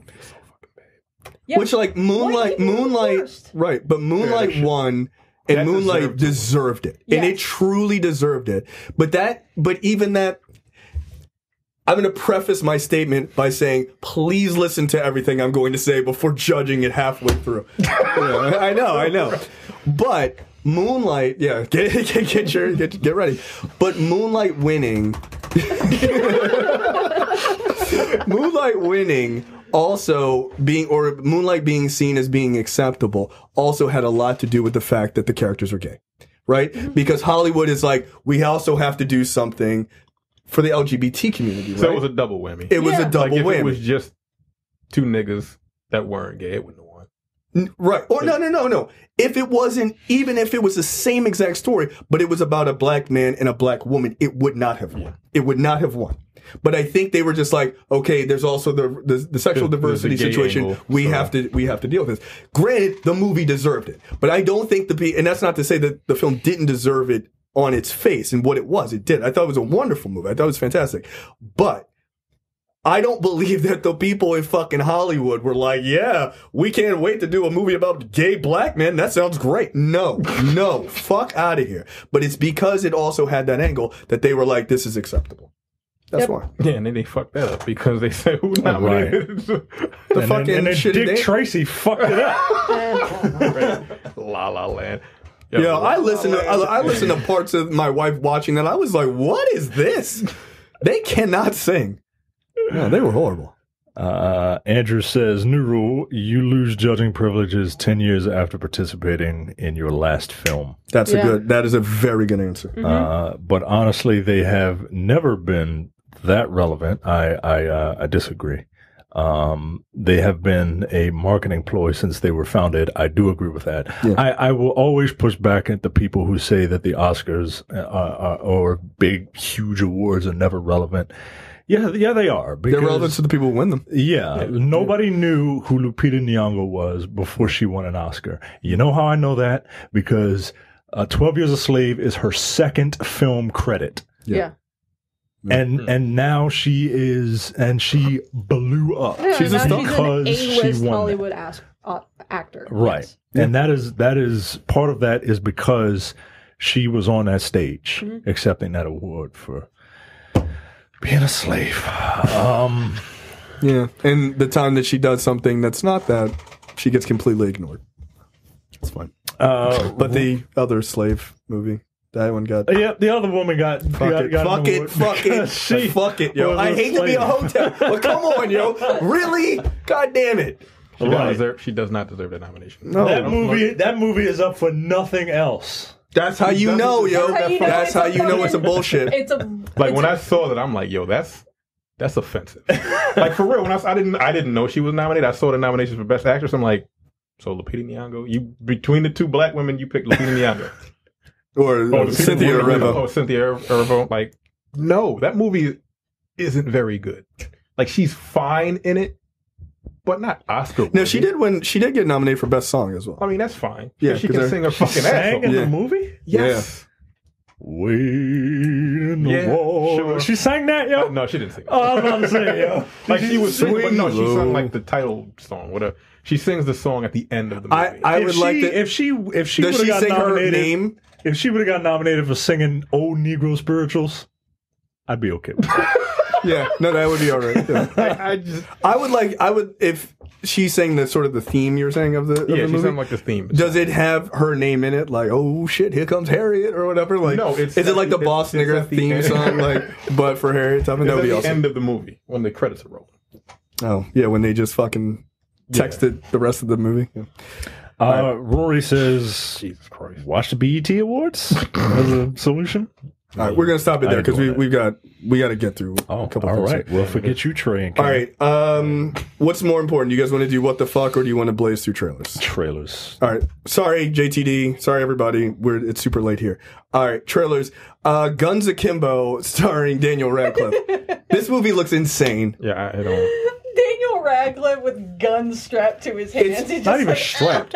Bolted. Yeah. Bolted. Like, what? This is Edward 40 Hands has gone awry. This just looks foolish. This feels like a very, like, if you told me this was in the Cranked universe, I wouldn't believe it. So this came out at like a film festival, I think in Toronto. Probably in Toronto Film Festival. September. I think. thought I remember seeing Yeah, this. I remember I've seen the seeing trailer before. stills of this months ago, and it's just like a crazed Daniel Radcliffe just being like with these guns, and I'm like, I'm in for this. I will watch this. Yeah, I will. I will not see absolutely this in watch theaters, it. but I will watch this. This gets to Netflix. I will absolutely watch If it. we get a screener for this, I'll see this. All right, it's all yours. Bloodshot. This is the second trailer for this. Micah, you were saying offline that you're really excited about it. No, I was not saying that at all. You were saying how much of a great actor. I don't think Vin Believe it. Diesel's a good actor. I mean, not. I hate to go out on a limb, but He's not. He seems like a great guy. look, He's not a good Yeah, actor. I'm sure he's a good guy. look, is this coming into theaters? Yeah. I legit don't know. Yes, it is, you asshole. I'm not watching this in the theater. You're not going to watch this in theater. You're not going to watch this in theaters. I mean, I hope that people are excited. For those that are excited, all you Bloodshot fans out there. But I mean, I'm excited that we're getting a Valiant comic book adaptation sure, on screen. sure. I just wish it wasn't with Vin Diesel. I wish it wasn't with Vin Diesel, and I almost wish that it wasn't Bloodshot. I wish that they would have done like Exo Man of War first. or Ninjak. Ninjak would have been dope. I hope this does well so that we can see, hopefully, Exo and Ninjak at some point. Yeah. This looks like a very standard action movie. It does, and it might just be standard enough that it works. Yeah. And if the violence is pretty good, it might be enough to The get people to effects watch. look pretty solid from this trailer. They do. And it They looks do. like they improved Yeah. from the first trailer. Yeah, I'm not mad at the effects. What I hope is that this does well and that people are like, oh, this was a comic book. Because Valiant isn't a popular comic No, book they're not. company. They're pretty minor in the grand scheme of things. But they have a really cool universe of characters. And I hope that this coming out gets more people to then go back and read Valiant comic books. Because they've Yeah. got some good stuff. They do. They do. So, all right, there you go. Bloodshot. That comes out in March in theaters, Micah. In Okay. actual human Home theaters. Yep. home theaters. Black Widow, this is a special look, was kind of like a real trailer, like a minute and a half trailer, giving us a little bit better look at the story from the trailer we saw, I guess, about a month or two ago. Yeah. Look, I think this looks really good. Yeah. I was on record saying we do not need a Black Widow movie. Same. But now I kind of want a Black Like, you're Widow giving me movie. Taskmaster. It looks fun. It's got a Winter Soldier feel to it. It just I like that style of comic book story. Like I just like the sort of military, foreign Espionage. espionage angles with superheroes. I am Yeah. so excited to see Red Guardian.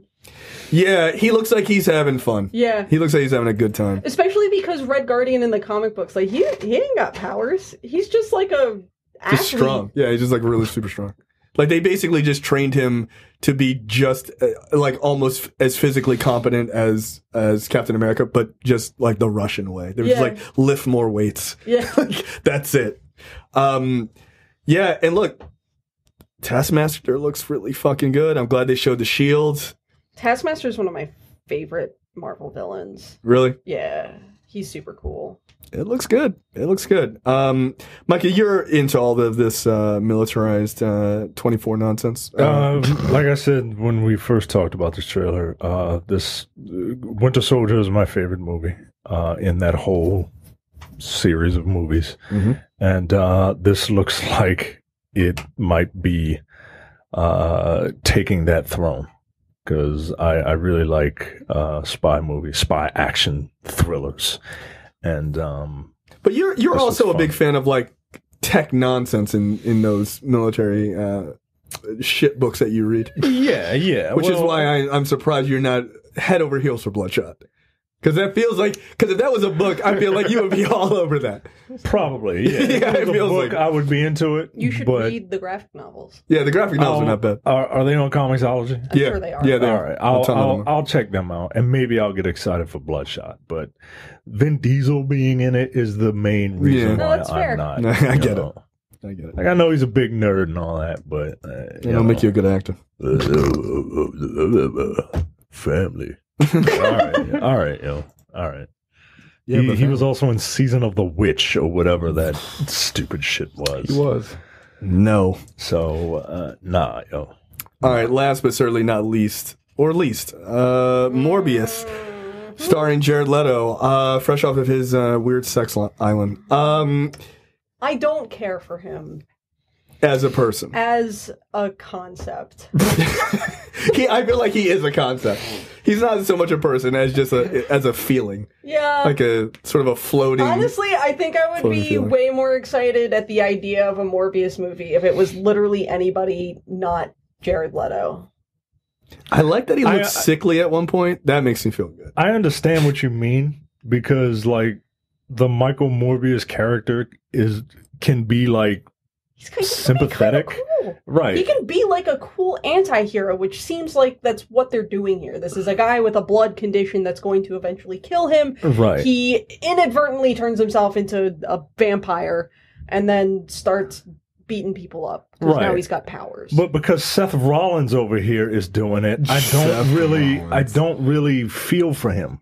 Like he's got a man bun at one point. Yeah. And I don't like it. Every time I see Jared Leto's face, I kind of want to fight him. Yeah, like I don't He's feel got a sorry for weird you, sex bro. cult out on an island somewhere. He was doing all that dumb shit on the set of Suicide Squad, like being like, "Yeah, I'm the Joker. Here's a dead pig's head." Like, yeah, All right. yeah, So Is it just me, or is this incredibly generic? it is. it is not just you. I don't understand how anyone likes this trailer. I It just looks don't. like every trailer that's come out in the last It looks- 20 years. It looks like the next evolution of Underworld. Yeah, it does. Chris from Three Black Geeks, I think, put it perfectly. He was like, "Yo, this is Dracula Untold." Like, yo, it is. It's the same fucking bullshit.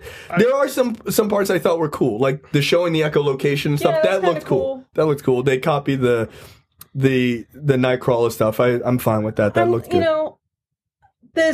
I think it's going to be a better movie than Venom was. That doesn't. It feel does hard. look better than what Venom looked like. However, I feel like at the end of the day, I will have enjoyed Venom more because there were certain things about Venom that were very stupid that I enjoyed very greatly.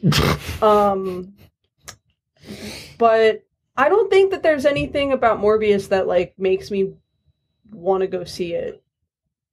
I think I'm being very actively deterred by seeing this movie by having to look at Jared Leto.